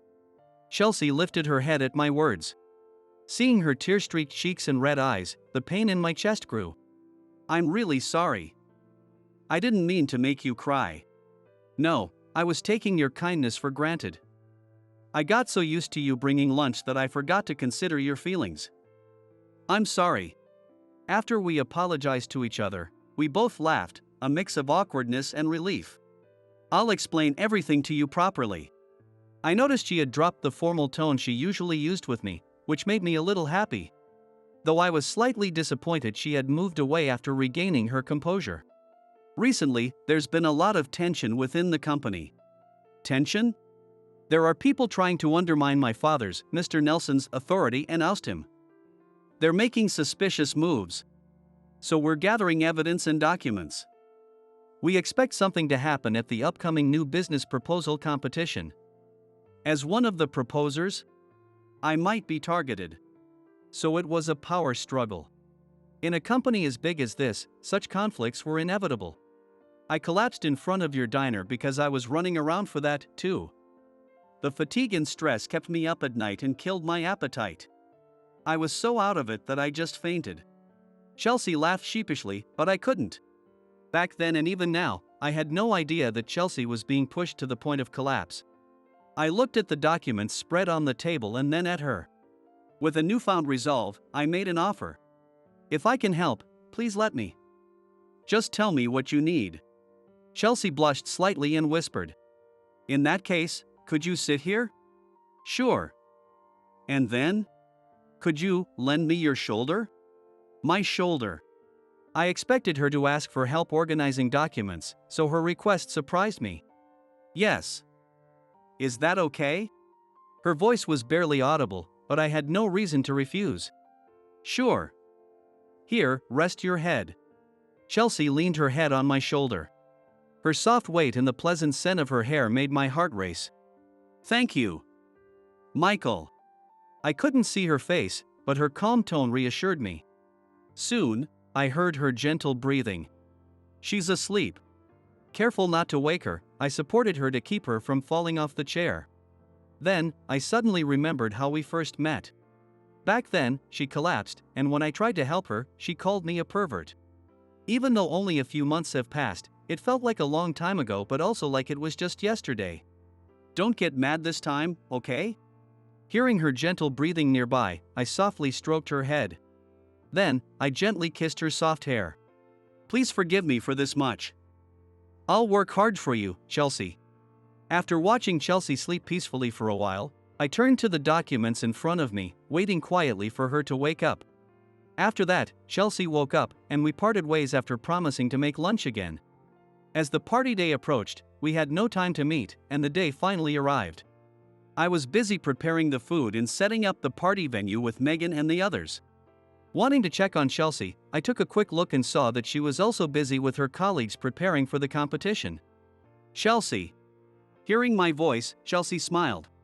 She looked more determined than usual, likely because it was the competition day. Michael. You must be busy with preparations too, right? Are you okay? Not overworking yourself? Yeah, it's been hectic like never before. But I should be the one asking if you're okay. You must be busy too.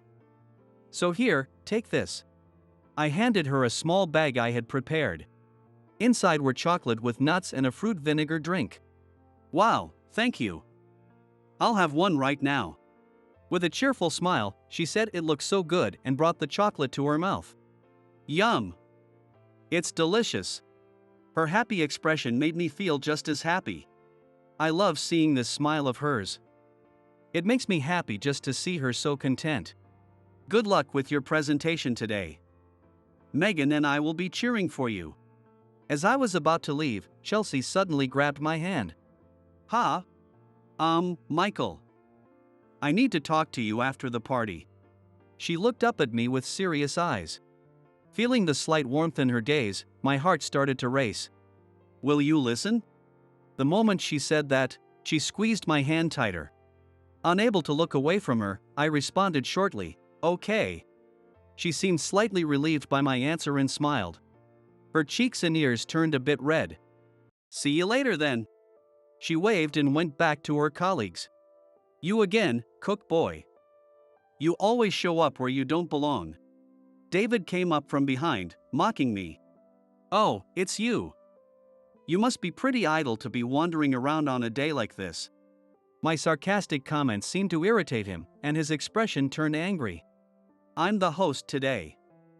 I've got everything perfectly planned out. Oh, really? Well, I'm busy, so I'll be going.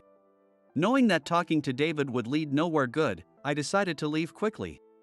Hey! I'm proposing to Chelsea today. She'll definitely accept. Once that happens, your relationship with her is over. Too bad.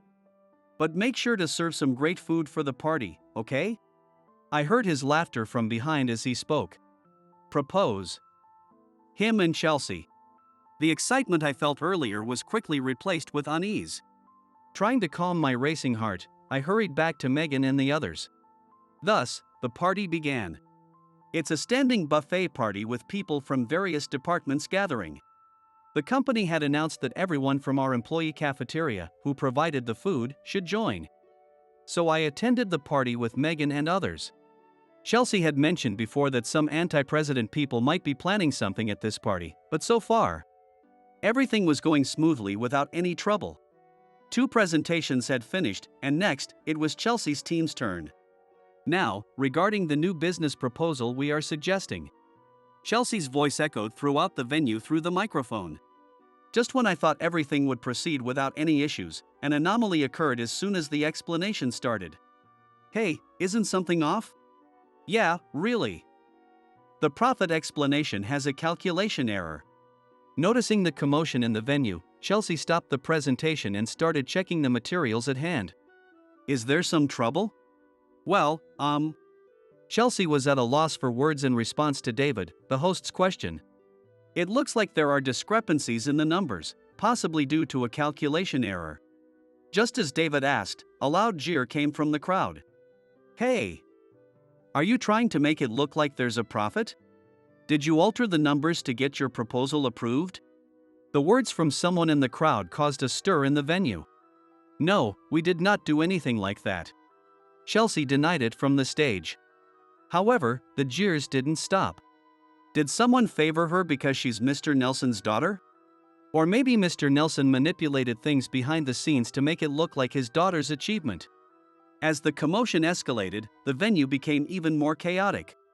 There were rumors that Chelsea's team was the front runner in this competition. Could that have been manipulated too? Ah, the mic is still on. Sorry. David's theatrically exaggerated comment caused the anti-group in the venue to start making a fuss. It's rigged. We demand an explanation from Mr. Nelson. The venue was in turmoil, and Chelsea's face turned pale. I rushed to her side, who looked about to collapse. I supported her on the stage. Michael, why? I told you, I'd help if I could. I smiled at her as I said that. Hey, what are you trying to do? I saw David approaching me from the corner of my eye, but I started speaking to the venue. This is a trap set by someone. What? What are you saying? David was flustered by my words. I glanced at him and then turned back to Chelsea. Chelsea, please give me the numbers I'm about to ask for. Also, someone, please write down the numbers she gives and calculate them using a calculator. I want to compare them with my mental calculations. So, first, leaving the bewildered surroundings, I began to get the necessary numbers from Chelsea. It was necessary to show that there was no opportunity for fraud, doing this in front of many people. When I conveyed the calculation results, a few minutes later, a person with a calculator came up to the stage and shouted. They match. The venue buzzed again at that voice. They must be in on it too. They probably just matched the numbers randomly. In response to a shout from somewhere, I calmly replied. The calculations and formulas are correct. Anyone who does the calculations will get the same results. This is her original proposal. But someone altered the numbers in the documents to frame her and make Mr. Nelson take the blame for his daughter's mistake. David and several others' faces turned pale at my words. Could this be the work of Kevin, the executive who was opposing Mr. Nelson? Yeah, he's been saying stuff like the regime will change soon recently. As my words sparked the conversation, names of potential masterminds behind this incident began to surface all around the room, indicating that the internal conflicts were widely known. Some people in the venue who sensed the growing commotion tried to leave. But supporters of the president anticipated their moves and intercepted them. There were even some who became violent, causing the party to be temporarily suspended. I supported Chelsea and guided her to the sidelines. Chelsea, are you okay? Do you think this has resolved things? I hope so, but how did you know? As I seated the still surprised Chelsea, I explained briefly. I was waiting for you to wake up in the conference room, and I looked through the files and materials there. I remembered them and noticed that today's documents were different. Chelsea's eyes widened in shock. During that time? I was only asleep for about 10 minutes. You memorized all that in such a short time? Yeah, I can remember things that quickly. I've always been good at that. That's beyond just being good, and those mental calculations earlier. Michael, who exactly are you? Closing my eyes for a moment, I then answered her question quietly. Have you heard the term gifted in movies or TV shows? Apparently, I'm one of those. People with innately high intelligence or exceptional talents are often referred to as gifted, a term that suggests these abilities are a gift from God. Just reading textbooks allowed me to understand the material, and I always scored well on tests without special effort. As a result, I found classes incredibly boring and couldn't empathize with classmates who struggled with studying. Lacking the motivation to attend a school where I didn't fit in, I immersed myself in the one thing I enjoyed, cooking. Applying mathematical theories to cooking made me feel like there were endless possibilities. So I kept researching, but above all, I loved seeing my mom enjoy my cooking. I thought cooking was my only path since being called gifted never brought anyone joy. Chelsea listened silently to my story. But when my mom passed away and we couldn't keep the restaurant running, you offered me the job at the company cafeteria, Chelsea. It made me happy to know that there were still people who appreciated my cooking skills. And more than that, you appreciated me for who I am. You were the first person outside my family to do that. I knelt in front of Chelsea, looking up at her.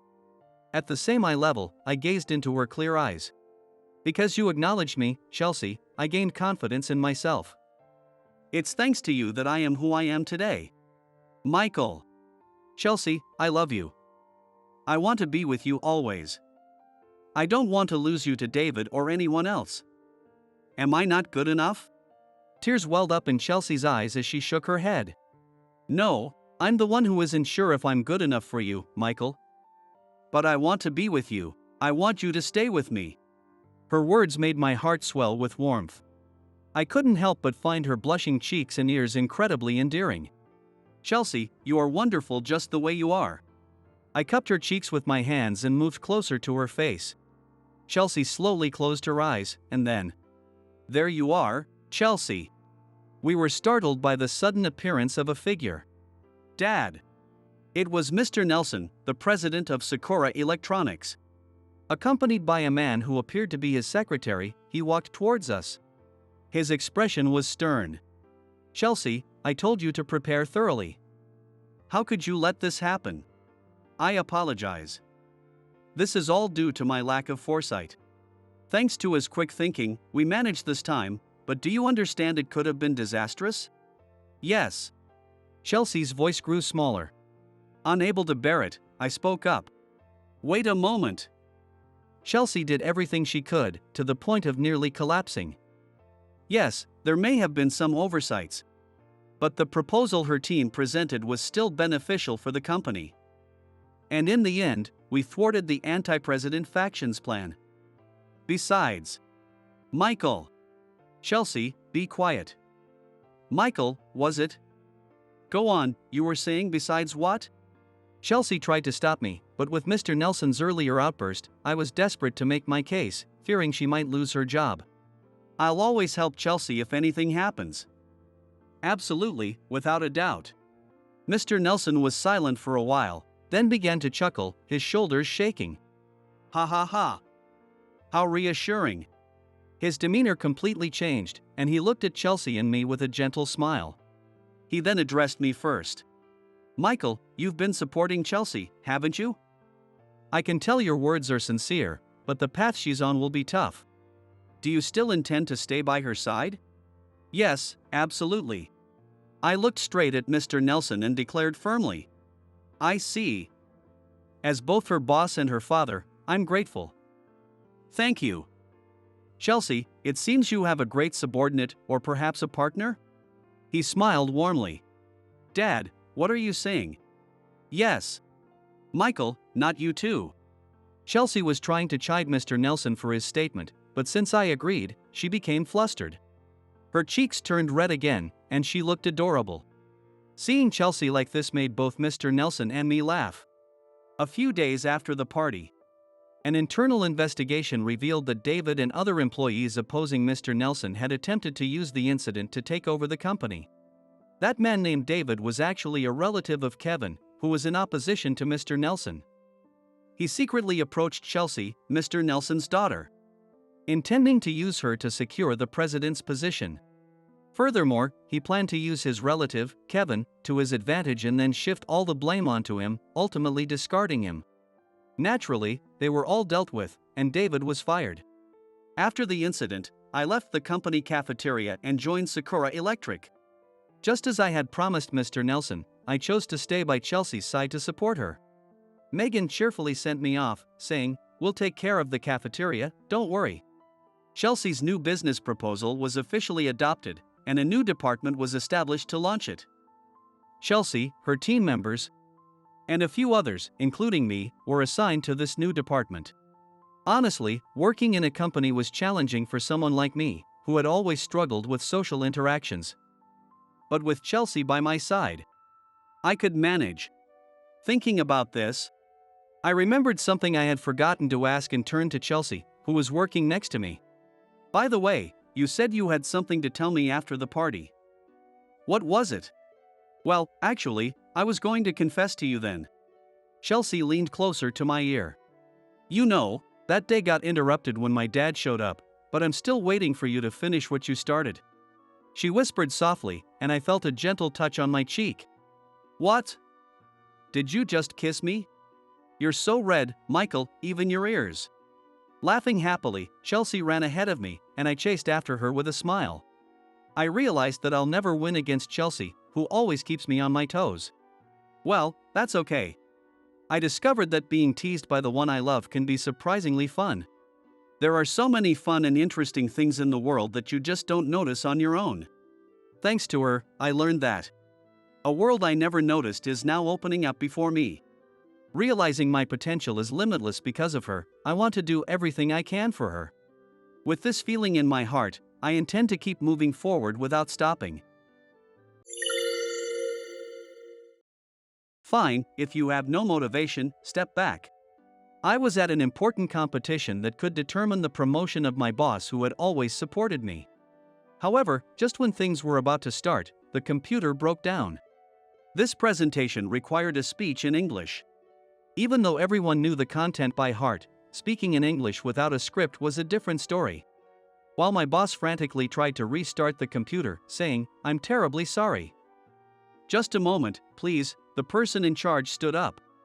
Irritated. "I don't have time for a company that can't even manage a proper presentation." My boss looked dejected. This couldn't go on. Although I was considered a lazy employee, I decided to take action in this emergency. "I'll do it." I stepped up to the stage. The attendees looked at me with disbelief, but as soon as I started speaking, I captured everyone's attention. This was the moment my stagnant life began to change significantly. My name is John, 35 years old. I work for a travel agency. Our company plans package tours both domestically and internationally, with a diverse range of clients and colleagues. One of the great things about this job is that I can learn about foreign cultures while staying in the country.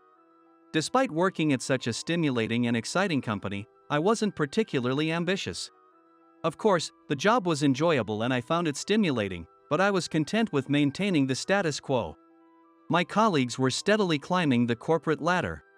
Some had even become assistant managers, which was genuinely something to be happy about, though I didn't feel envious. I knew there was gossip about me, as I hadn't taken any promotion exams and stayed in my current position without caring about others' opinions. Some younger employees didn't know me well and speculated that I remained a regular employee because I was incompetent or unmotivated. Although it wasn't pleasant, it was true that I remained a regular employee. I pretended not to hear the gossip and didn't bother correcting them. Despite this, the company was meaningful to me. In April, during the period of personnel changes, new members joined our workplace from another branch. Among them, a standout was Lisa.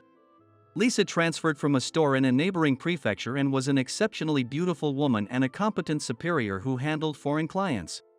She treated everyone equally and was flawless in every way.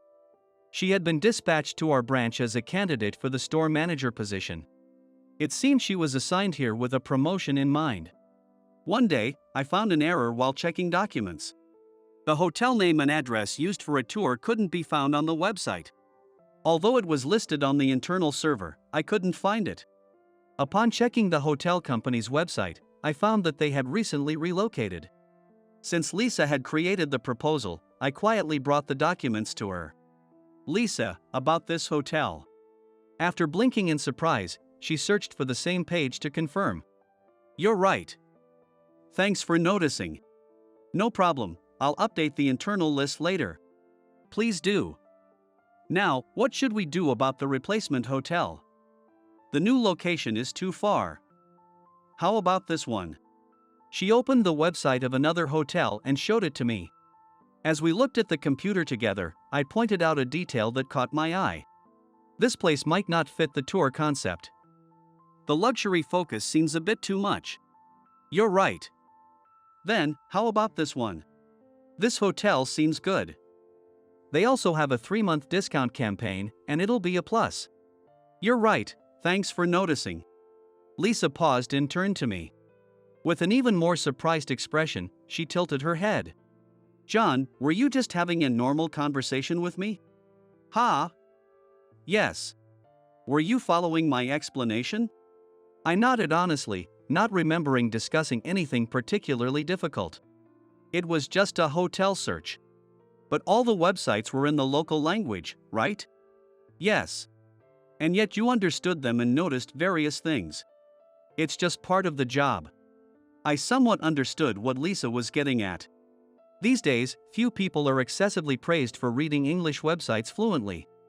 Especially in a travel agency like ours. However, all the websites we were looking at were in French. So, you can read French, John. I majored in it in college, but I can only read it. It's nothing special. Really? This website had quite a few tricky expressions, though. You can read it too, right? Anyway, how should we revise the proposal? Should I handle it? Oh, yes. Could you please? Got it. I bowed and quickly returned to my desk. Lisa seemed like she was about to say something but was approached by another employee, so she couldn't pursue it further.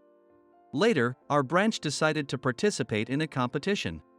In this company, not only does the headquarters management participate in competitions, but branch employees can also submit and pitch their plans. Lisa was chosen to lead the project for our branch. Naturally, it would significantly impact her career advancement. I was included in the project team. Probably because my ability to read French had been revealed during our previous interaction. I didn't think I would be much help, but requesting to be removed from the team would only make me stand out negatively. Since this competition wasn't about a tour in France, I didn't expect to have major tasks. I resigned myself to attending the internal meetings for the competition. One day, there was a business trip related to the competition. Since Lisa was still suspicious of me, she had me accompany her. Reluctantly arriving at the client's company's waiting room, I encountered a familiar face in the lobby. Hey, John, is that you? Chris. The man in a luxurious suit was a senior colleague from my previous job at a rival company. Chris greeted Lisa and me with a smile. What a coincidence, are you here for sales too, John? Yes. I'm glad to see you're doing well. Yeah, but it was tough after you left, you know? Ah. Not blaming you or anything. You were a big help, John. Are things going well at your current job? Yes, thanks to you. Good to hear. If you ever need anything, you're always welcome to come back. Everyone would be happy to have you. Thank you. Trying not to let my face twitch, I gave a neutral response to Chris's words. You're here as well. So does this mean your company is also participating in the Sakura group competition? Yes.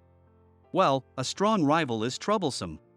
Chris said playfully before being called away by his contact. Lisa looked at me curiously as I relaxed. Was that man from your previous company, John? Yes, he was a senior colleague. I see. He seemed to rely on you quite a bit. Probably. I realized my tone was a bit sharp and quickly fell silent. Lisa seemed to be trying to decipher my words, but I continued to evade the subject. The meeting with our client went well that day, and upon returning to the office, Lisa dove into preparations for the competition. Although she was my superior, she wasn't much older than me. Yet, she was entrusted with such significant responsibilities and strived to meet expectations. It was intriguing. Sure, a promotion would mean a higher salary and better evaluation. But she was already in a high position. I couldn't understand the benefit of her relentless efforts. Was it a strong sense of responsibility or simply enjoyment? Either way, her actions were beyond my understanding. I had often seen other employees swamped with work and deadlines, but Lisa already had everything: respect, wealth. What motivated her continued to puzzle me. Lisa? I called out to Lisa, since she was still working past closing time. What's up? It's past closing time. She looked around in surprise. It seemed she hadn't been keeping track of the time. I hadn't noticed. Thank you. Are you heading home, John? Well, there's something I want to ask you. Something to ask? I hope it's not rude, but how can you put in so much effort? I mean, you don't have to be the one doing this competition. You have other work too. You'd still get promoted without doing all this, right? Well, Lisa pulled out the chair next to her. It seemed she wanted me to sit. When I did, she showed me her personal smartphone. It was filled with photos of a little girl and what appeared to be her parents. This is me. Really? My parents loved to travel and took me to many places. Indeed, the backgrounds of the photos varied greatly. Expansive landscapes, historical buildings, even some rare animals. I also traveled with relatives and with friends when I was a student. And I still travel a lot now. All these memories are precious to me. They all look like wonderful memories. Yes, traveling is very enjoyable. So, I took this job to help people enjoy their trips even more than they expected. My hard work isn't just for promotion or recognition, it's to make travel more enjoyable for others. For that? Yes. Of course, having a higher position helps me to achieve my goals. It makes it easier to get approval for plans, right? Lisa smiled and showed me her partially completed materials. They prominently featured a beautiful sea and boats. Travel should be enjoyed. Just imagining people having a great time on my tours makes me happy. She spoke with sparkling eyes, showing no sign of fatigue. She took pride in her work. I, too. I also love traveling. I'm sure people will enjoy the tour you planned. Now that you mention it, and I'm feeling motivated. Lisa said, rolling up her sleeves and turning back to her computer. When I offered to help, she showed me the competition script written in English. I'm wondering how to convey my key points. Can I ask for your advice? Sure. I think this part could be softened. It might be clear to a Japanese audience. But it could be hard for people from other countries to understand. How about this? Should I change this part too? Yes, that makes sense. And so, we both lost track of time and ended up working late. For someone like me, who usually aimed to avoid overworking, this was the first time I had been so engrossed in a task. It's needless to say that Lisa had influenced me, and I realized I could broaden my perspective and look beyond my immediate tasks. Finally, the day of the competition arrived. We were the 5th out of 5 companies to present. Despite the ongoing tension, Lisa calmly waited for her turn, and even learned from the other presentations. Following her lead, I also paid attention to the presentations. When Lisa's turn came, she stepped up to the stage and placed her laptop on the desk. We waited for our company logo to appear on the white screen, but even after a minute, nothing happened. On stage, Lisa frantically typed on the keyboard. I apologize, please give us a moment. Our senior colleague, Emma, went to check on Lisa. Lisa, what's wrong? The laptop isn't working. It was fine just a moment ago. I'm trying to reboot it. It won't turn on. Can someone get the backup laptop? Holding Lisa's belongings, I rushed to bring the backup laptop to the stage. However, it wouldn't turn on either. We had already confirmed it was charged. It didn't seem to be a power issue. We should go back to the office and get another one. In my panic, I blurted out such a suggestion. Emma immediately dismissed it, knowing it was impossible to make it in time, but even the time spent on this exchange was precious. Lisa didn't have a printed copy of her script, it was all stored on her laptop. Even if she had printed it, presenting a tour without visuals on the screen wouldn't convey anything. Is everything okay? The host approached us with a worried look. Explaining that our laptop was malfunctioning, a man seated in the front row, likely a company executive, spoke up irritably. Enough already. If you're not prepared, step down. I apologize. Please give us a little more time. We don't have time for a company that can't even manage a proper presentation. There are 4 other companies here. Right, Mr. White? The man asked the foreigner sitting next to him. The foreigner seemed to understand Japanese, and placed his documents on the table with a frown. In that moment, I recalled Lisa's efforts over the past few months. Her passion for making people enjoy her tours. The countless hours she spent perfecting her plan. She had even gone on site to ensure every detail was accurate. She can't let it end like this. I entrusted the laptop to Emma and Lisa and stepped onto the stage. The attendees were chatting or looking at their smartphones. Ignoring them, I took a deep breath. Don't worry, I have memorized all of Lisa's script. Excuse me, it seems our laptop is nervous in front of all of you. But rest assured, I can speak better than the laptop. Please take a look at the first page of the handout. As I spoke, the man who had been irritated earlier looked up sharply. Mr. White and the other employees were also looking at me. They turned their attention to the handout as instructed. It seemed my English was understood correctly. Where would you like to go on a trip? Of course, to a fun place, right?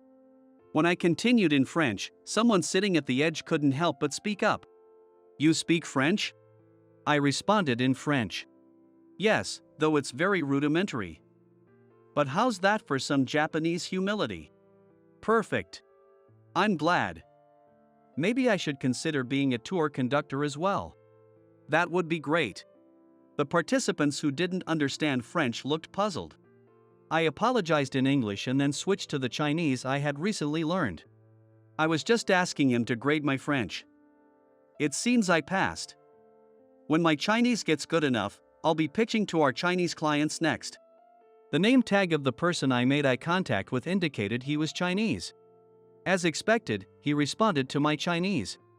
I couldn't see Lisa and the others standing next to me, but employees from other companies, including Chris, were wide-eyed. Since I didn't speak Chinese back when I was at the previous company, Chris was likely surprised too. Alright, enough chit-chat, let's start the presentation. Switching back to English, I continued the presentation, interspersing it with occasional jokes to ease the tension of the participants. I visualized the slides and shared some fun facts about the tourist spots. Finishing right on time, I concluded my speech and bowed. The attendees gave a hearty round of applause, as if they had just witnessed a performance.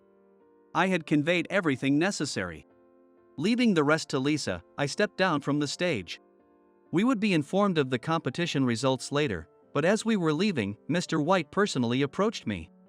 Your speech was very entertaining. I hope you can bring as much joy to the tours we arrange. He said in English, so I translated for the employees who didn't understand, and they jumped with excitement. After managing to succeed, we returned to the office, where Lisa called me to the meeting room. John. I don't know how to thank you. She looked quite downcast. Despite being fully prepared, the laptop failure had been unexpected. It was only natural to feel frustrated. We're teammates, so it's only natural to cover for each other. I'm so useless. I talked big, but in the end, I had to rely on you. Both laptops malfunctioning was beyond our control. They still aren't working. Even after returning from the competition, both of Lisa's laptops remained unresponsive. We had handed them to the IT department to investigate the cause. I should have prepared the script and slides better. I feel like a rookie making such mistakes. Compared to that, your quick thinking was amazing. I didn't expect you to remember the script. We created it together, so to some extent. That wasn't all, you also used multiple languages so fluently. I didn't know you could speak French. Yes. I relied on you for this competition. I need to be able to handle things better on my own. Lisa gave a self-deprecating smile, and it felt off to me. Aren't you going to say, let's keep working together? What do you mean? I mean, not to boast, but if you utilize me well, we might win future competitions too. That wouldn't mean anything. Lisa stated firmly. How can I confidently offer tours if I don't win the competition on my own merits? It's only when it's my own achievement that I can truly be proud, Lisa said. Her words struck me like lightning. She was different from all the other colleagues and bosses I'd encountered. Actually, there are things I've been avoiding to tell. Like why you're so good with languages. Yes. Will you tell me? Yes. Since you're different from the others, Lisa. I began to explain that I had traveled around the world from a young age due to my parents' jobs. Most of the countries were English-speaking, so both Japanese and English were equally part of my life. When my parents' work settled down and we moved permanently to Japan, I was shocked. None of the kids my age could speak English fluently. They struggled with reading and writing. I couldn't understand why something so simple was so difficult for them, and I openly used English as naturally as I would in any other country. School textbooks felt like children's books to me. Naturally, my classmates relied on me. They asked for help with homework and study tips before tests. As a child, I enjoyed sharing my knowledge and happily helped them. Over time, I came to accept being used by others. It wasn't until college, during a group project in my French major, that I realized something was off. The group pushed all the responsibilities, leadership, creating materials, and even the presentation onto me. When I questioned why I had to do everything, they all said the same thing. Because John can speak English, they said. I thought English and French were different, but they didn't see it that way. They believed that anyone who could speak English was inherently good at all languages. Though it was a class to improve our language skills, they chose the easy way to get good grades. As a result, our achievements were shared equally among the team, and my contributions became others as well. I realized then that I was being used. Still, since it was just a student project and not very difficult, I thought it was more efficient for me to take charge. In that state, I got a job at a travel agency. By then, I had also learned French, so I was valued as a trilingual speaker of Japanese, English, and French. At first, I was genuinely happy to use my skills and be given a lot of work, but it didn't last long. It started about a year after I joined, with a work request from my direct senior, Chris. He asked me to write a proposal because he wasn't good at English, and since he had taken care of me since I joined, I gladly accepted. Chris was satisfied with the proposal and then asked me to help with another task. Helping him alongside my own work was tough and involved a lot of overtime. Still, the joy of seeing our project approved and actually turned into a product was incomparable, so I didn't complain and kept working. The situation worsened a year later, when I could finally look at the company as a whole. Chris got promoted to section chief, and I was still working under him. As I was being given more and more tasks, I decided to use past documents as reference materials. And I was stunned when I looked at the approved project proposals. The report for a project I had worked on about 90% by myself only had Chris's name on it. I had heard that his performance wasn't good before I joined. Unable to believe it, I checked other documents and proposals and found that my name was replaced by Chris's everywhere. Since Chris was the one submitting the final documents to our boss, he was indeed the project leader. However, all the ideas, research, and proposals were mine. Besides, Chris couldn't create the English documents. I decided to confront Chris and looked for him while he was away from his desk. I found him talking to our department head, Alex, in the smoking area. "Chris, the Paris tour you submitted this morning was great," Alex said. "The project Alex was talking about was also mine." "Yes, since I have a contact there, I could gather a lot of information," Chris replied. His words were exactly what I had said. That tour was created with input from my father's colleague, who helped me a lot as a child. "Excuse me." I couldn't hold back and stepped in front of them. Chris looked a bit flustered but quickly regained his composure. "John, what's up? Are you here for a smoke too?" "No, I have a question for Chris. The Paris tour project you were just discussing, that was my idea, right?" "Yes, John did help a lot." "Thanks for that." "Helped?" That's an understatement. It was far more than that. But Alex nodded in agreement with Chris's words. "Chris's guidance has been invaluable." "Is that so?" "Don't praise me too much, I'll get a big head," Chris said, smiling. I managed to interrupt their friendly exchange. "Not just that, but the Hokkaido tour last time, and the North America plan before that, those were my projects too." "That's not the right attitude." Alex suddenly reprimanded me. "Work isn't done alone. We achieve results by working together as a team.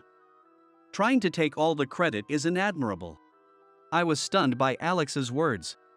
Did he say this without knowing anything? But Chris was promoted because of those successful projects.